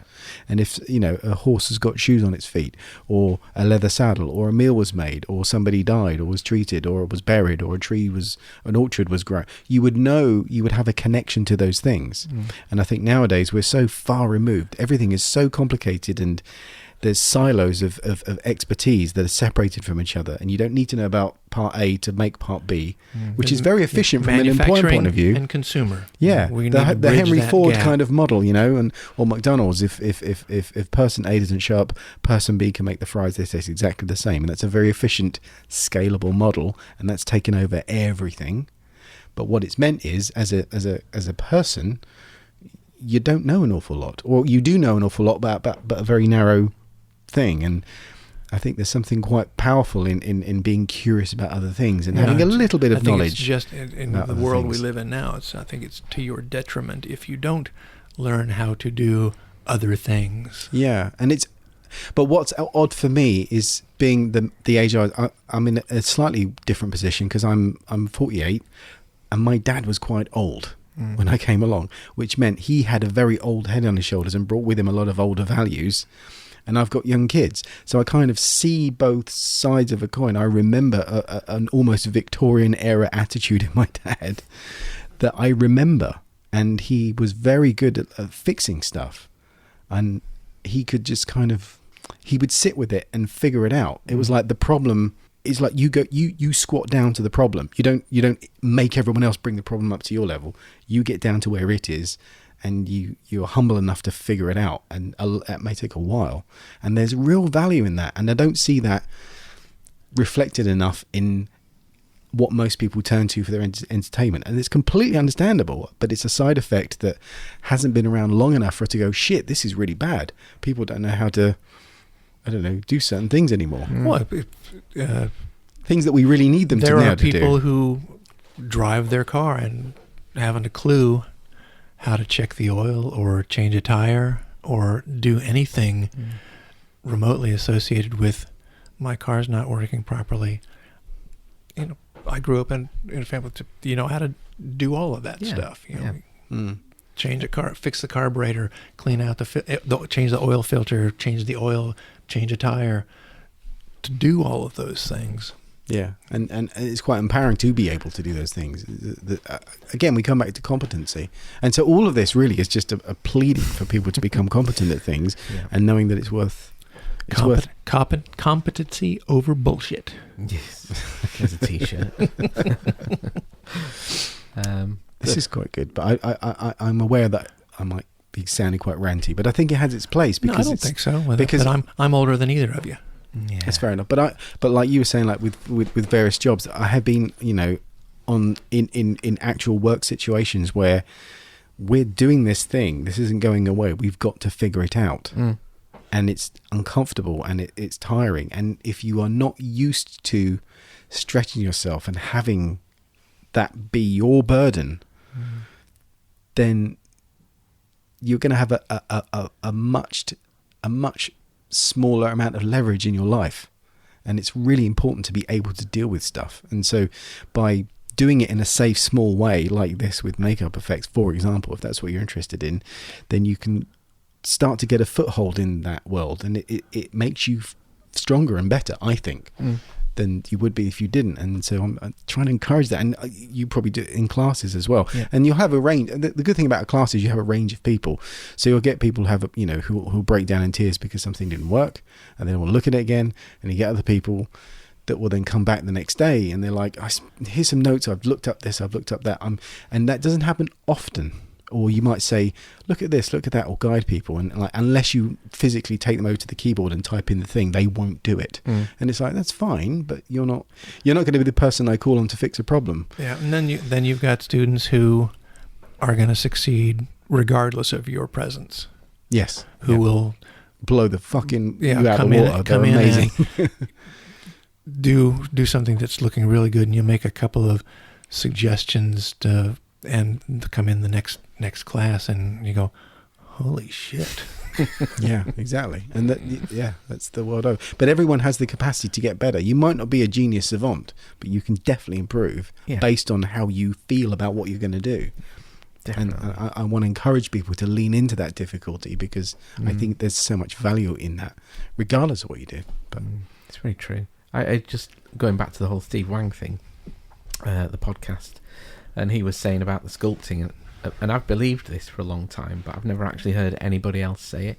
But Steve was saying that sculpting is a skill that can be learnt, and then the rest of it the creativity comes from the design, or however you use that skill that you've learned. And that's something that you don't just get it straight away. You've got to go for it and go until you've really happy with the finished, and that's kind of a good analogy for the whole lot, really, isn't it? Is that definitely. You're not going to just drop out of the womb and be able to create the most amazing prosthetics or monsters or whatever. It's going to take a long time. Well, some people will, but the danger is that you think the danger is that you think that's normal. Yes, it's like, no, that's unusual. But like you say, everyone can learn it. That's exactly what Amelia Rowcroft said as well. It's about technical skill. Absolutely. I think sculpting, you can learn how to make a fold or a wrinkle, or you can learn where the direction of wrinkles or how fat is under the cheek and blah blah blah, but it's how you utilize that and how you put that together, I think, which is the important thing. Which is anyway, it is kind of like notes. You could learn all the notes on a guitar. Yes. But if you just play the notes, here's an A, bring, here's an A minor, that's not a good tune. It's well done, you can play a chord, so what are you going to do with that chord? You talking about the 26 letters in the alphabet. You have to know them all, but it's what order you put them in that separates Wuthering Heights from Furry Freak Brothers comic book. It's telling stories. I love the Furry Freaks. Furry Freak Brothers, great comics. Dates me a little bit. There'll be people who go, what the hell is that? Yeah, well, all right, show notes. I think one of the materials we're seeing a lot more used in certain workshops is epoxy and stuff. And I've spent a lot of time, as have you as well, making fiberglass molds and polyester molds. But I wonder if there's a more pressure to do things and I don't feel qualified to talk about this at all, but it's a conversation I think is worth having, is like, what do we do with the waste of those things as well? I'm trying to minimize the waste of things, and epoxy seems to be quite good because it's less toxic. I mean, it still has fumes and all that kind of stuff, but I think epoxy feels safer to use because of the fume situation, but then the fact that epoxy doesn't smell as much as, let's say, polyester, people feel like it's safer to use, and I think it is safer, but it's still not very good. And for you. Same with urethanes. Doesn't really smell, but it's an absolute horrible material. But the disposal of epoxy, whereas it's still not super dangerous, I think environmentally it still needs to be taken seriously, the same as polyesters or polyurethanes, that kind of stuff. So yeah, I think you just got to be careful, use the slops bucket like we would normally do and just let it cure, or if you've got spare A and B, mix them together and let it cure before you throw it away. I think we still need to be careful. But yeah, it's I'm feeling like I need to lean over to urethanes to explain the thing a bit more, because people automatically think polyester fiberglass is really bad because it stinks like hell, and it is really bad, obviously. But the urethane and epoxy, not so much epoxy, but urethane, they kind of, you see a lot. I've just recently seen a video on a very famous YouTube channel, where they're making props from the new Ghostbusters film, and I don't see anybody wearing masks or gloves or extraction, and urethane is the devil's own work. Oh yeah, because it's cyanide gas. It's horrendous stuff, and because it doesn't smell so bad, the amount of people I see looking in a mould as the foam is expanding. Yeah, and people are just like, they've got it all over their hands, and yeah, and so I think with all chemicals, I don't think we should sort of loosen the reins when it comes to PPE or any of that kind of stuff. I think all chemicals. Epoxy is great stuff, though. I mean, it releases beautifully, doesn't it? It pops out beautifully, and it was only recently that I realised, because if you look at let's say an F40 mould, which is a urethane, and you look at it under a microscope, tiny millions of tiny little air bubbles, tiny. You get an epoxy, same mould, and look at it under a microscope, barely any bubbles. Now, is that because the epoxy is applied with a brush, do you think, and often resins are poured? I think it could be, but I think a lot of it's down to how it's curing as well. In the curing process, I think it's not building as much heat. Well, epoxy is not affected by moisture the way urethane is either. Absolutely, so it's it's gonna. It's a perfect just the humidity in the atmosphere is going to affect urethane. Yeah. And where you get those microscopic bubbles, whereas with epoxy, it doesn't affect, like condensation cure silicone and versus addition cure. Yeah. If you tint your tin silicone with acrylic paint, which you can, because of the water in the acrylic paint, you don't think about this when you're doing it, but I noticed it using the one component smooth-on Silpoxy. I was patching some holes in some silicone Shrek gloves, and I was mixing a little of the same green paint in the Silpoxy, and it kicked off before I even finished mixing the paint into it. Wow. Oh yeah. Yeah, you don't want that. No. So those kind of proproperties are interesting, and that comes down to, like you say, knowing your materials. And you wouldn't have known that because it was fine in the but I do now. But it cost an error for that to be the case, and the good thing was you drew from that. And fortunately, it was just a little teeny dollop that I was mixing up to patch a slight tear in a finger. That'll be that's interesting. I heard somebody saying that the silicon caulk, you can spit in it and it makes it go thick, so it's almost sculptable. Yep. And before it cures, you put a couple of drops of water, or a drop of water is maybe not as nasty. But and I've heard of people doing horse noses on dead horse corpses and things. Just doing that as a prop, you mean? Not actual dead horse. Just sneaking around in the field. People are like, but I like horses. Yeah, no, as a prop. But it's things like that, isn't it? It's putting silicon catalyst into urethane will snap cure it instantly and things like that. So figuring out what you can and can't do with certain materials. Yeah, you've got to be careful though sometimes. Yeah, or putting gelling agent into latex. We do swilling latex to make it into a really thick stuff that then sets. Yeah. And then you might have to dry it for a week, but the point is you haven't had to swill it for 20 layers to build up. Oh yeah. The other thing with materials as well is like that kind of like, how printers, you can get cheap printers, but the real cost is in the ongoing toner cartridges, which are really expensive.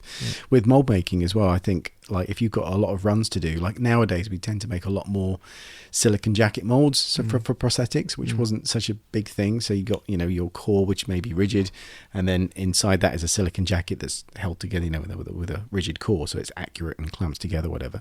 But either things like good epoxy molds or a silicon jacket, because they release better, you can kind of afford to use less release or be less concerned with getting every single Do you know what I mean? So by making a material that you're going to run a mold 50 times, the fact that it uses less release or it's more efficient with release means you're using less cans of release. You're spraying less chemicals. There's less fumage. In that. Do you know what I mean? So it's kind of the way a mold is made and the material it's made of can improve things further down the chain. It's not just the mold itself. It's what other ancillary materials. And there are might be things brought to now bear that you can even add to the use. silicone of your jacket mold.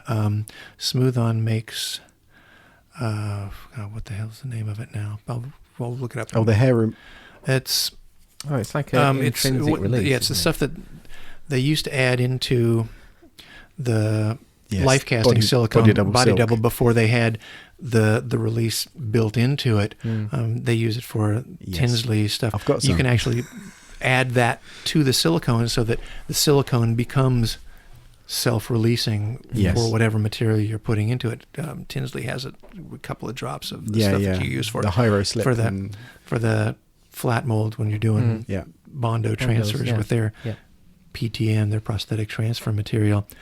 It's what the hell is the name of that stuff? You keep talking, I'll go dig it out my shed. But you just mix a small amount into it. You can figure out the percentage that you need based on the volume of your silicone, but mix that directly into the silicone so that you don't have to spray a release into it and release whatever you're doing into the atmosphere, because it's already in the silicone and it's going to be releasable, self-releasing now for the life of that mold. And also that speeds up the whole process, doesn't it? Because then not only are you not spraying into the atmosphere, you're not taking those, it sounds stupid, but those few seconds to spray when you're doing hundreds of pieces adds together. So when you've got that release in there, whatever, that mystery release, it kind of improves. And it's a film industry, it's all about making money and saving money and time.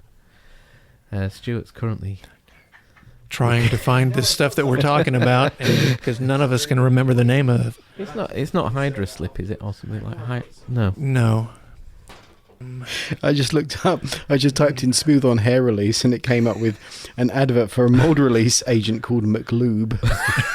Which it's not that, but I like that name better. McLube. No, he's not on that list. Yes. Any look over there, Stu? You find it? Yes. You've got it.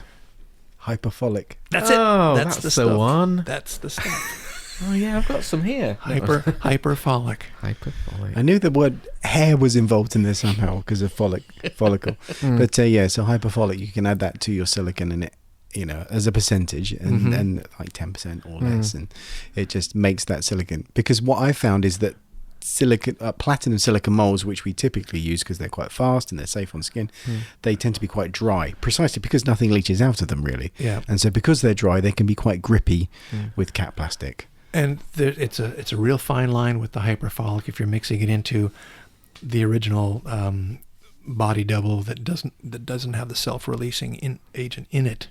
That if you have just doesn't take much to be too much, and then when you're putting the silicone on the skin, it's so releasing that it won't actually stick. Wow! Doesn't stay. It doesn't stay put. It won't actually stick. As it starts to thicken, it'll stick to your hand, or you'll displace it, and you can't build up a thickness of silicon with its impurity. Yeah, it was really a bit ranty, but I kind of feel like... Well, that's what we'll call this episode. Ranty bastards. 3 grumpy men. Well, I was driving here today without a clue what we were going to talk about, and I just thought, well, Stu's and Todd are both brilliant at this kind of stuff. So I just wanted to have a conversation, which I think we did. Yeah. Well, people ask me what my favorite thing is to do. My honest, genuine answer is whatever I happen to be working on at the moment. If I'm sculpting's my favorite thing to do. If I'm making molds, and I'm far from being what I consider a good mold maker, but if I'm making molds, that's what I love doing. Yeah. If I'm working in ZBrush, stumbling around like the idiot I am, ZBrush is my favorite thing to do. I like doing all of it. It's true. Yeah, because I'll be, yesterday I was sculpting somebody being glassed in the face with a bottle of J2O, very specific. But and I was sculpting the piece on there, and I was kind of pulling it down and telling students about the fat and how it gravity, and before I knew it, I'd quietened up, I'd shut up, and the students were watching me, and I was just really gone into this little zone of my own. I had to slap myself and realise that I was supposed to be telling everybody, but at that point, that was the best thing ever. I just really loved that's that. when you know everything's working. You're firing on all cylinders. Yeah. When you come down to the workshop to work on an idea that you had during the night, and you're working, and you just time stands still. He's like, "Oh, geez, I've been sitting here for a while. I should probably stand up and stretch and maybe go get something to eat." And it's dark outside. But that's a valuable thing, I think, to know that if you start doing something, you can start to enjoy it. Because the danger is, and this is what I like listening to the radio sometimes, is that you will, especially Radio 4, spoken word radio, or something like NPR, where you make choices about what you want to listen to typically. So you'll choose an album that you like, or a playlist that you have, and that's fine, but that means you're always going to be in the same little echo chamber of stuff. And when you sort of listen to something where you're not in control of it, it's playing what it's playing. Some things you won't like, so you develop a tolerance of listening to things that perhaps are not to your taste, but also you exposed to things that you didn't even know you would enjoy. Like if I give you the title of this program, be like, that sounds like shit, and actually you go, wow, I didn't know that's what that was. That sounds more interesting than I realized. And it's like, it's like me spending $35 this morning on Nick Cave and the Bad Seeds music, because we driving in the car, and so we're getting on Spotify, and I'll play Stu a song that I really like, and he'll go and then he'll find something, and so we're sharing this music, and we start listening to Nick Cave and the Murder Ballads album, and I go, I like this. It's a good album. I just spent the last few weeks doing the Wolfman thing, and all I was listening to with you guys, and it was brilliant. Really? It was really brilliant, because it just made me feel like I'm feeling right now. There's none of this kind of music and blah blah blah. It's like you're sat. This is kind of me giving you guys a pat on the back, because your podcast just makes me feel like I'm sat in the room with you guys, and we're just titting about making stuff. And that whole Wolfman thing that I made seemed to last 30 seconds, because I was enjoying the banter and the chat with you lot, even though I wasn't, putting anything in. It was brilliant. So yeah, it'll be interesting to get your impression of what it sounds like when you're listening to this one.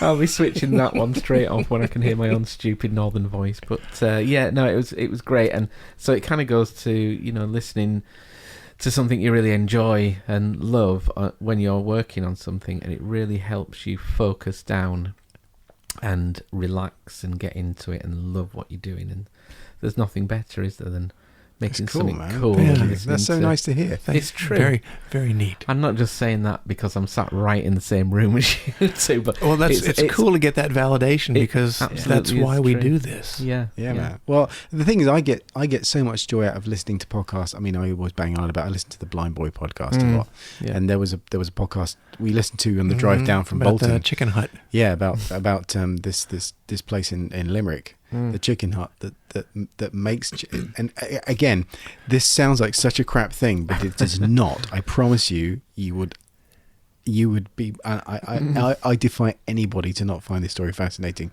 about this little chicken place that used to be. It used to sell it still does, the original recipe Kentucky Fried Chicken, and it's amazing. And it's like, because KFC as a company changed their recipe, and this guy used the same, that the Colonel Sanders gave this guy directly, personally. So this is the most original KFC you can have. Yes, because KFC naturally are trying to economize things. This is the original recipe. They economized in the recipe because obviously they can make more money by. Holy shit! And the Colonel didn't like that, so he ended up not having nothing to do with it. But he kept his rights to have these KFCs overseas, and he gave it. This particular recipe he gave to this guy, and it's still there, and they still use that recipe, and they sell the seasoning. They now have a company, and they had to change the name. They couldn't use KFC anymore, so they changed it to the Chicken Hut. That the real KFC, whereas the real KFC is just charlatans. But technically, that is the real KFC, because that's what you get at KFC. But what they're saying is it's just not the Colonel's recipe. It's not the original. So, and from Blind Boy, we went to Parapod. What's that? All about paranormal. Oh, yes. Ghost hunting. Yes, Yeah. and they made a movie now, which is it's on. Which we have to still have to Oh watch. yeah, we're going to watch that We're gonna tonight. watch that. Which is on Prime and Hulu and all the other places. Wherever but yeah, it's basically two comedians that one believes everything and one believes nothing. He's a very skeptical. It's and hilarious. He dismantles his argument, but probably he does. I know what you mean though. He does. He sounds just like John Lennon. But one has his thing, the other one dismantles his argument, and the joy is in their interaction because they're good friends, but it's just funny. Yeah, it's hilarious. So yeah, and I'm the same. I'll get into a podcast that's really fascinating, and time just disappears. Absolutely. And Blind Boy talks about this. He calls it the flow state, where you just get into what often happens with your editing. I think where you get so absorbed into what you're doing, you no longer have a sense of time. And you just get completely consumed. You're in rhythm with your work. There's nothing jarring, and so you're just. My brain doesn't work that way. I can't listen to spoken word and work. I have to listen to music, and it's familiar music, so it can go into the background. But I really can't work. Time will stop for me if I'm listening to music. But if I'm listening to spoken word, I wind up listening to that, and I find myself having to redo things. Because I'm listening to the podcast instead of concentrating on what I'm doing. I can't do this. Sometimes in workshops you see people, sculptors or whatever, and they've got their iPad there and there's Netflix on. It's like, how the hell? I can't watch. Yeah, you would get distracted. It's the same thing. I get distracted. Yeah, it's got to be audio. Yeah, podcasts all the way. Is that right? That's fucking brilliant. Good. To the pub. There you go. So that was Pete Tindall. I hope you enjoyed. I certainly did. We had a lot of fun recording with him. So thanks, Pete, for that. Yeah, Pete's a great guy. And it was good to see you again. It'd been a few years. Yeah, I guess you guys haven't seen it, since Monster Palooza? Yeah, when we went for the 10th anniversary. Yeah. Yeah, 17 or Is 18. it IMATS or Monster Palooza? It was Monster Well, Palooza's it was both. 10th anniversary. That's right.